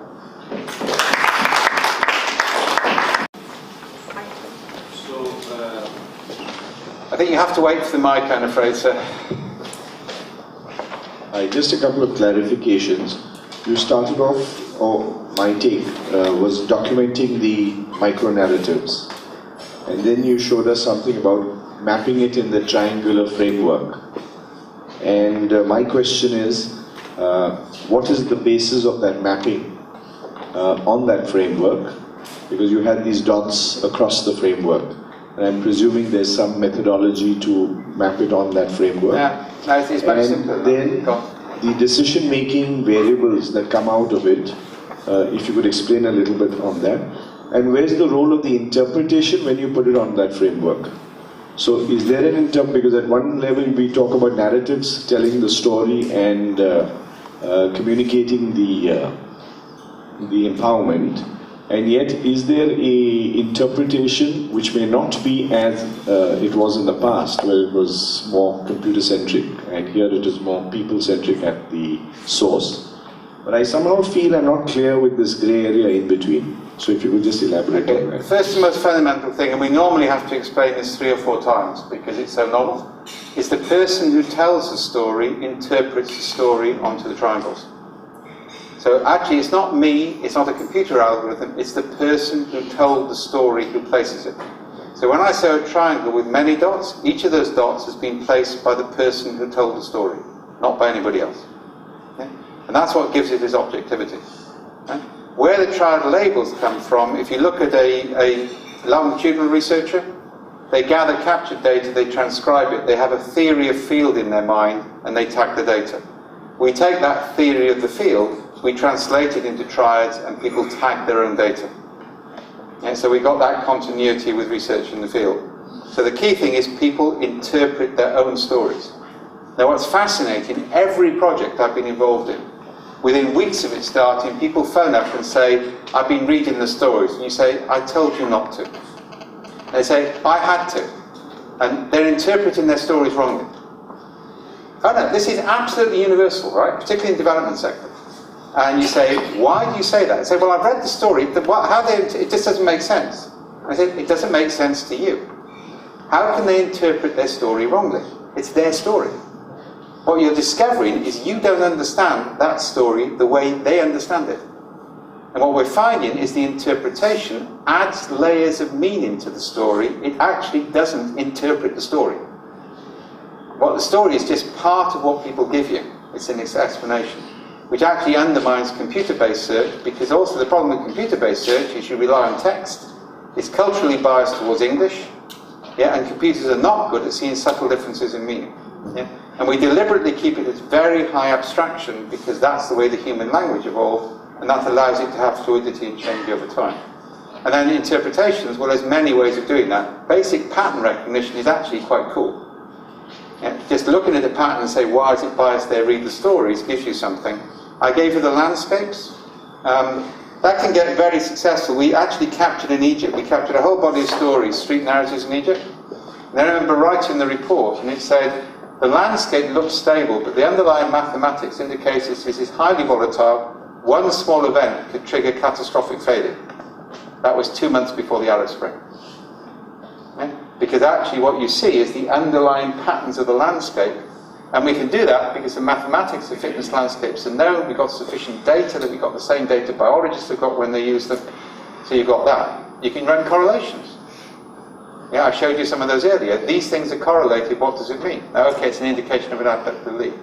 So the basic principle and where it all starts is the primary interpretation is done by the person who tells the story. It's not interpreted by experts or a computer. Does that help? Limited by the fact that the person who's making the decision also has his own baggage which he's interpreting or looking at the stories. And which is why you tackle that? And why you get rid of it is partly you go to the people themselves and say, what can we do which would create more stories like this and fewer stories like that, and see what they come up with. And then you measure whether the stories change, because you've got continuous scanning. So if somebody says, I will do this, it will make a difference, you see whether the stories shift. That's the way you measure success or not. Right? So you can engage large amounts of people in smaller interventions. Right? The other problem is, remember you're dealing with a complex adaptive system. You can never say in a complex system, if I do this, it will produce that effect. And that's one of the basic mistakes we see in a lot of development sectors, the assumption of causality. All you can do is small things and see what happens and reinforce the good things and disrupt the bad ones. And that's why you get the feedback loop. So you can engage more people, anybody can come up with ideas. There's a whole control mechanism, by the way, on interventions, which I haven't gone through. So if you think you want to change a complex position, you do small, parallel, safe-to-fail interventions around any coherent idea. Because the one thing you know, if it's a complex adaptive system, the evidence supports contradictory hypotheses. Yeah? And you can't resolve that because actually you won't resolve it until you go and do something. So instead of trying to make a call, which is human judgment and prejudice, you're exactly right on that. Yeah? You say anybody whose argument is coherent, so you can get, say, a 85%, an 80%, a 60% cluster within the narrative, gets a small amount of money to run a safe-to-fail experiment. But all the safe-to-fail experiments must run in parallel. Yeah? They must have small amounts of money, they must have a strategy to recover if they fail, and a strategy to amplify if they succeed. One of the experiments must be naive, using an asset which has never thought about the problem. One must be oblique, looking at a related problem but not at the problem directly. And so we've got a structured process for that, you run it. So let me give an example. We did one of these, a big issue on Aboriginal health. Yeah? So this is in Broken Hill in Australia. If you've ever seen Mad Max films, you've seen Broken Hill, right? You've got 3 Aboriginal families. They call themselves families, and the elders are called aunties and uncles, right? And they use Aboriginal and white folk, so that's the accepted language. So don't get on me. I've had to be culturally sensitive all over the bloody world on this stuff, right? So basically what we did is we ran the process, we had a workshop, we now got the patterns in the narrative, and we had the stuff which was ordered or complicated was easy, all right? That was just allocate resource, go and do it. Most of the conflict was around the complex problem because everybody had a different theory about what might work, and most of them were coherent. So for example, one group, just to give you the problem here, we're trying to improve the diet of Aboriginals because Australian Aboriginals type 2 diabetes is endemic because they didn't develop the enzymes to handle alcohol or food. So if you can move them back to a bush tucker diet, we can reverse type 2 diabetes. That was actually quite important, by the way, because we now know we can reverse type 2 diabetes for anybody if we get it in the first 3 or 4 years and we make radical changes to diet. But that was when we first discovered it. So we want to put them on what's called a bush tucker diet, native food. Yeah? So one group said, well, actually, Aboriginals don't eat on their own, they're tribal, they've got to eat together, it's perverse to take food to their homes. Okay, right. Coherent hypothesis, we buy it's coherent. You get $5,000 to hire a bus and bus them to a community centre, and we'll take the food there for 3 months, see what works. Yeah? Another group said availability of yabbies and pears isn't available, right? Small amount of money, create a small farm, desert food. Pay kids to do gathering. Another experiment. Another group said, well, how the meat is killed and cooked matters. So for older people, if your sacred animal is the emu, you can eat it. But how it's killed and cooked has to be in accordance with your sacred traditions, otherwise you can't eat it, it's perverse. If anybody wants to know how to kill and cook an emu, I've done it, right?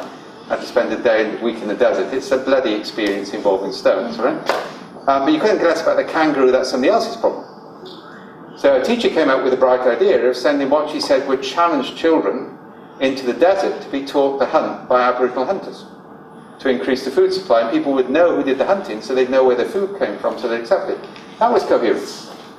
We ended up with a dozen small, safe-to-fed experiments costing between $1,000 and $5,000, which ran over a period of 6 months. I went back a year later just to check it, and all sorts of interesting things have happened. The yabby farm and the wild pear farm are together. The busing didn't work. More and more kids have been sent into the desert to be trained as hunters because the teachers think it's a cool idea. There's now a restaurant which sells food killed and cooked in accordance with sacred tradition. So I claim to have invented anthro-tourism to go with ecotourism. Yeah? And all of these things have mutated and we've radically reduced diabetes. Because actually the experiments have changed the space and we're getting the feedback from the narrative. The only people who were upset were the University of Queensland, who lost a $250,000 contract to spend 3 years writing a report on what should be done. Yeah? Now, what I'm doing there is I'm adding formal method to the disclosure and the feedback loop. Yeah? And you're trying to do things because in ecological management, which is what we're talking about, you do small things, you change boundary conditions, you see what works before you overcommit. It's exactly the same principle in human systems. Am I getting better now? Okay, cool. You have to wait for the microphone. I'm terribly sorry. No, they want the microphone because they're recording it, all right? I need to warn you about this as well, all right? The question is, in this whole process of getting narratives from people or from the community from which the research is being done, are there by any chance any ethical considerations that need to be kept in mind? Absolutely. Right? And what are they? I have various ones. First of all, I think people should always be entitled to withhold their narrative, yeah? Provided they share the indexing. But actually, if I look at a pattern and everything's withheld, it tells me as much as if I can read the story. Yeah? And I think, therefore, it's much easier for us to be ethical in conventional research, because the people are telling their stories to their own people, so they can choose to withhold it, it's not recorded. Whereas if you're a researcher, they've got to trust you to do it. Right? So that's one principle. Yeah? I think there's also a do no harm principle. So we, for example, we're very careful, we use school children a lot. But the key principle is they mustn't be asked to go and ask direct questions. They ask general questions. Yeah? So what's the story you think I should remember about your life? It's a really powerful question. It gets lots of things. What are day-to-day frustrations? What would you like changed? What would you like different? That's legitimate. Yeah? So schools are brilliant at this because it's an oral history project. Yeah? They get access to adults that nobody else have. And the granularity of the story is such that they're not forming conclusions. That's the other key ethical thing. You want people to describe but not evaluate. Yeah? And that's actually how you overcome the ethical issue, particularly on medical ethics where we had a lot of problems. If a patient is evaluating the doctor, you've got ethical issues. If they're describing their pain, then actually the doctor has value because they can see multiple stories over time rather than rely on self-reporting, but it's non-evaluative. So descriptive, rights to withhold with different groups.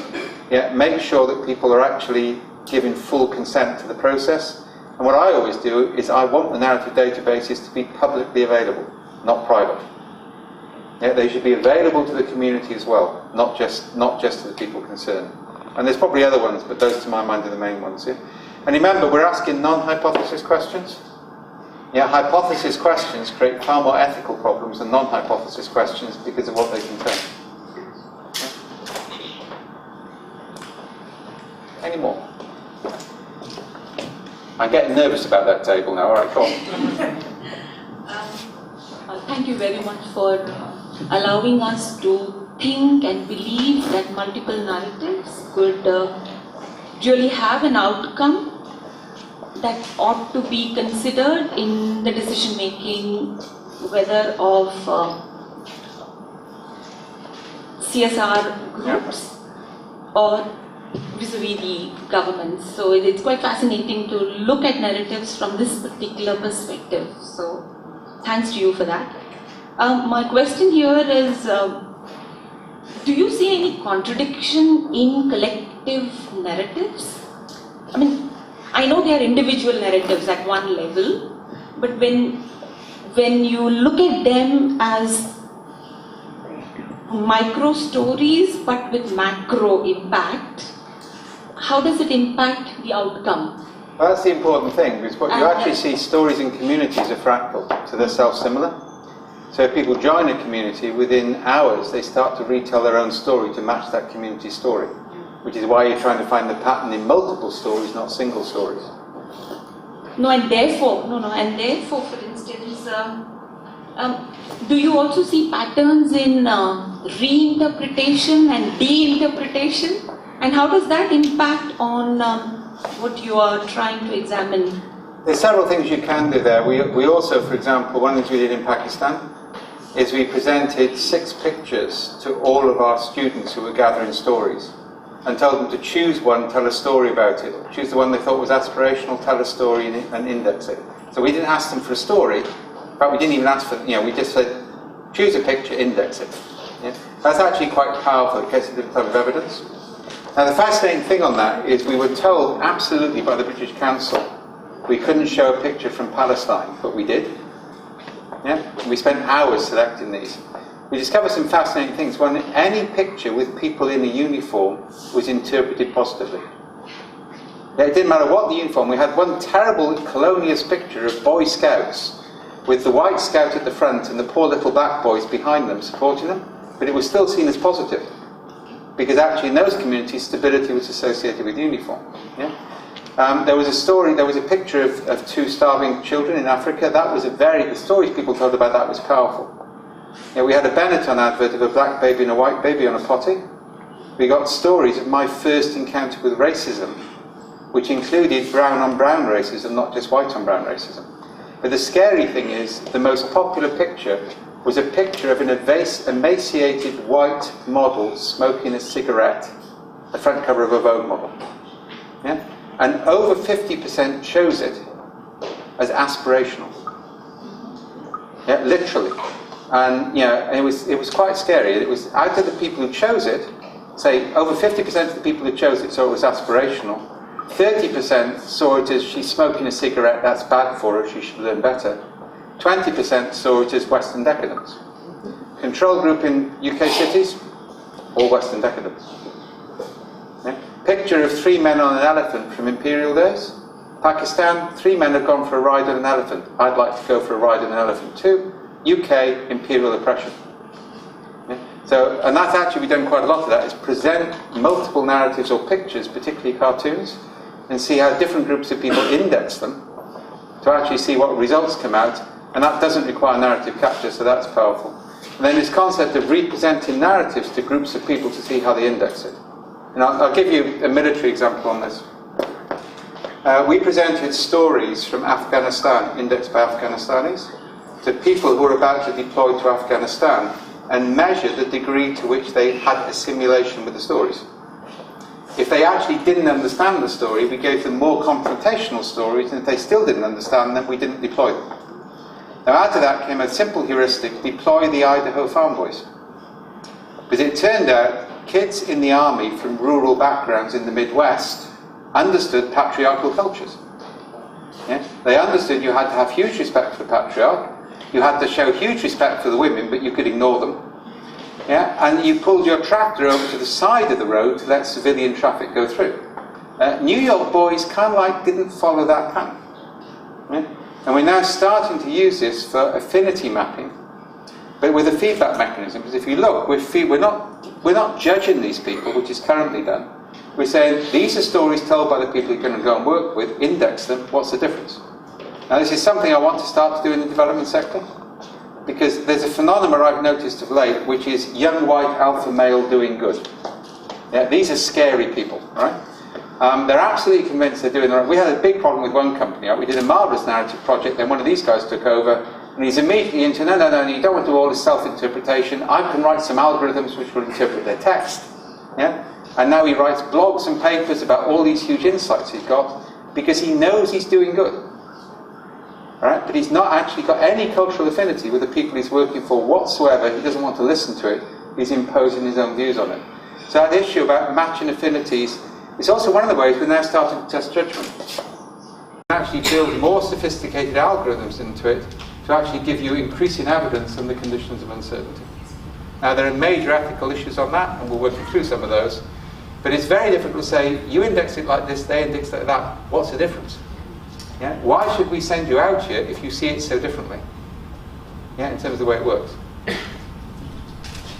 In our opinion, the abductive or non-hypothesis way of research is definitely challenging, because when you're assimilating the narratives, it requires a kind of skill set. Do you agree with that, or you think differently? That's one. Second, next year is going to be year of evaluations. The worry is a lot of initiatives will flow. There would be recognition internationally, and you are associated with a number of agencies. We would like to understand whether there is any recognition, any advocacy to have recognition to this space, and do you see that kind of effort in terms of legitimizing this method to be able to make it part of decision making? Okay, the first question first.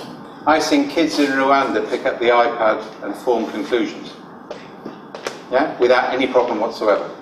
Yeah? And if you look at it, instead of actually requiring huge statistical interpretation, tables, qualitative research training, anybody can look at a pattern in the landscape and click on the stories and say, what does that mean?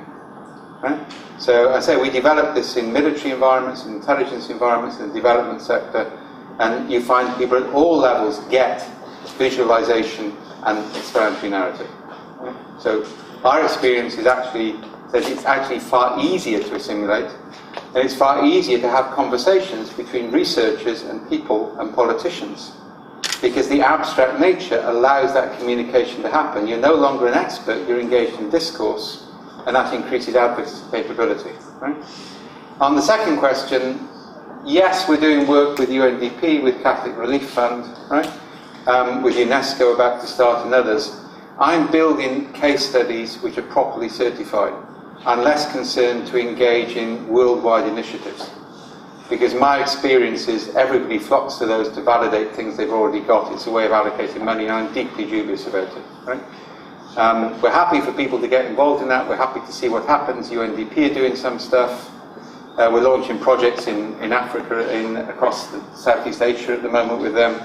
But fundamentally, we're building the evidence base and building the effectiveness, and we're now starting to publish. Right? So we'll wait and see on that. Yeah?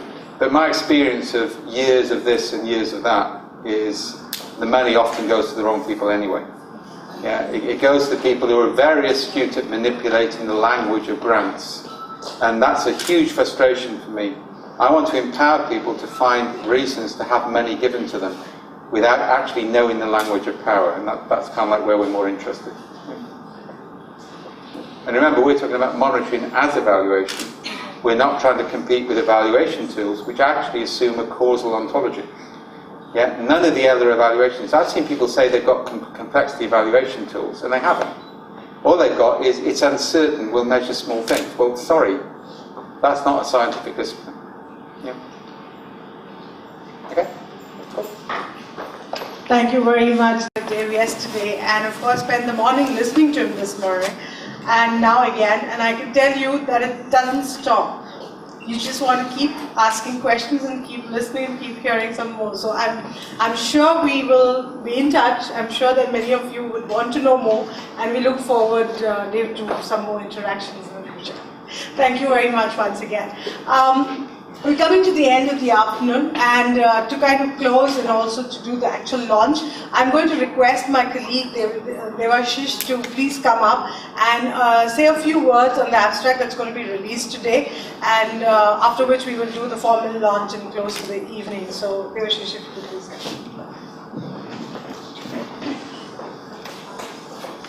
come. Thank you, Karan. I'll not take long. I know it has been a long evening. So very briefly, this was a study we conducted in the month of June-July with Ambuja Cement Foundation. So there are a group of villages near Chandrapur named Mangi and Belgaon, Sakarwahi.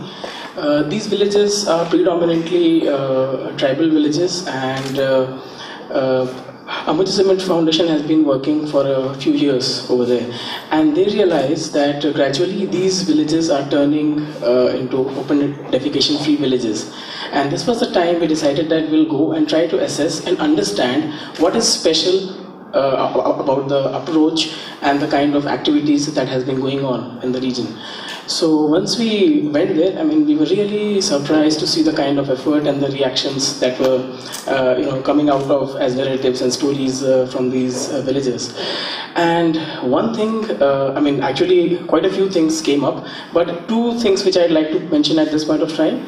Number one, the team which was working there was very effectively using the cultural context of open defecation, which is a very new approach towards it. And the second thing is the team was actually trying to not give more of knowledge, more of awareness, more of recall, which is most of the organizations are actually doing. They were actually trying to overcome the intent action barrier.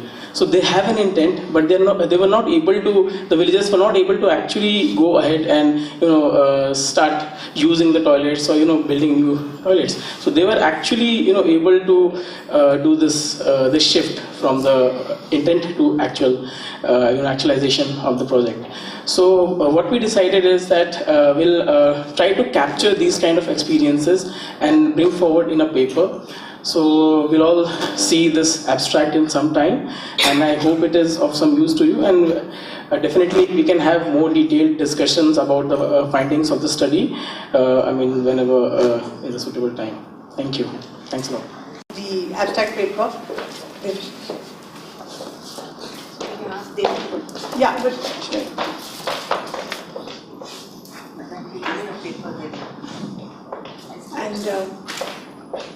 and roughly, please.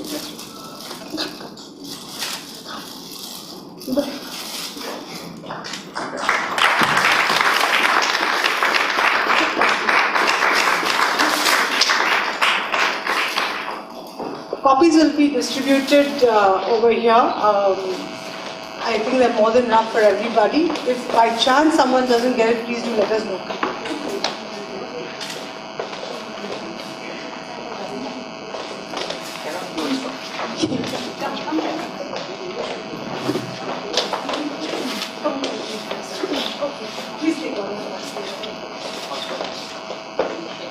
Yeah, we can share. That's fine.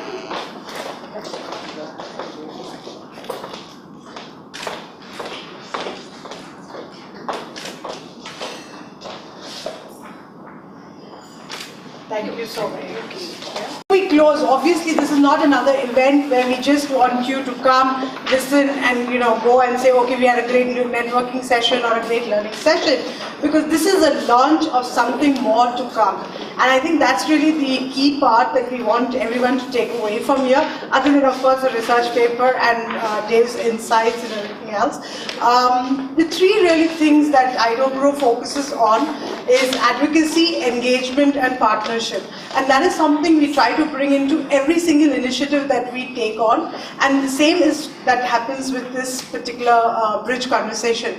I think I like to start with one simple thing that Professor Rukaya said, that she liked the word bridge, that it's a practitioner's word. It's not about conversation. I mean, it's not about consultation. It's not a round table. It's a bridge.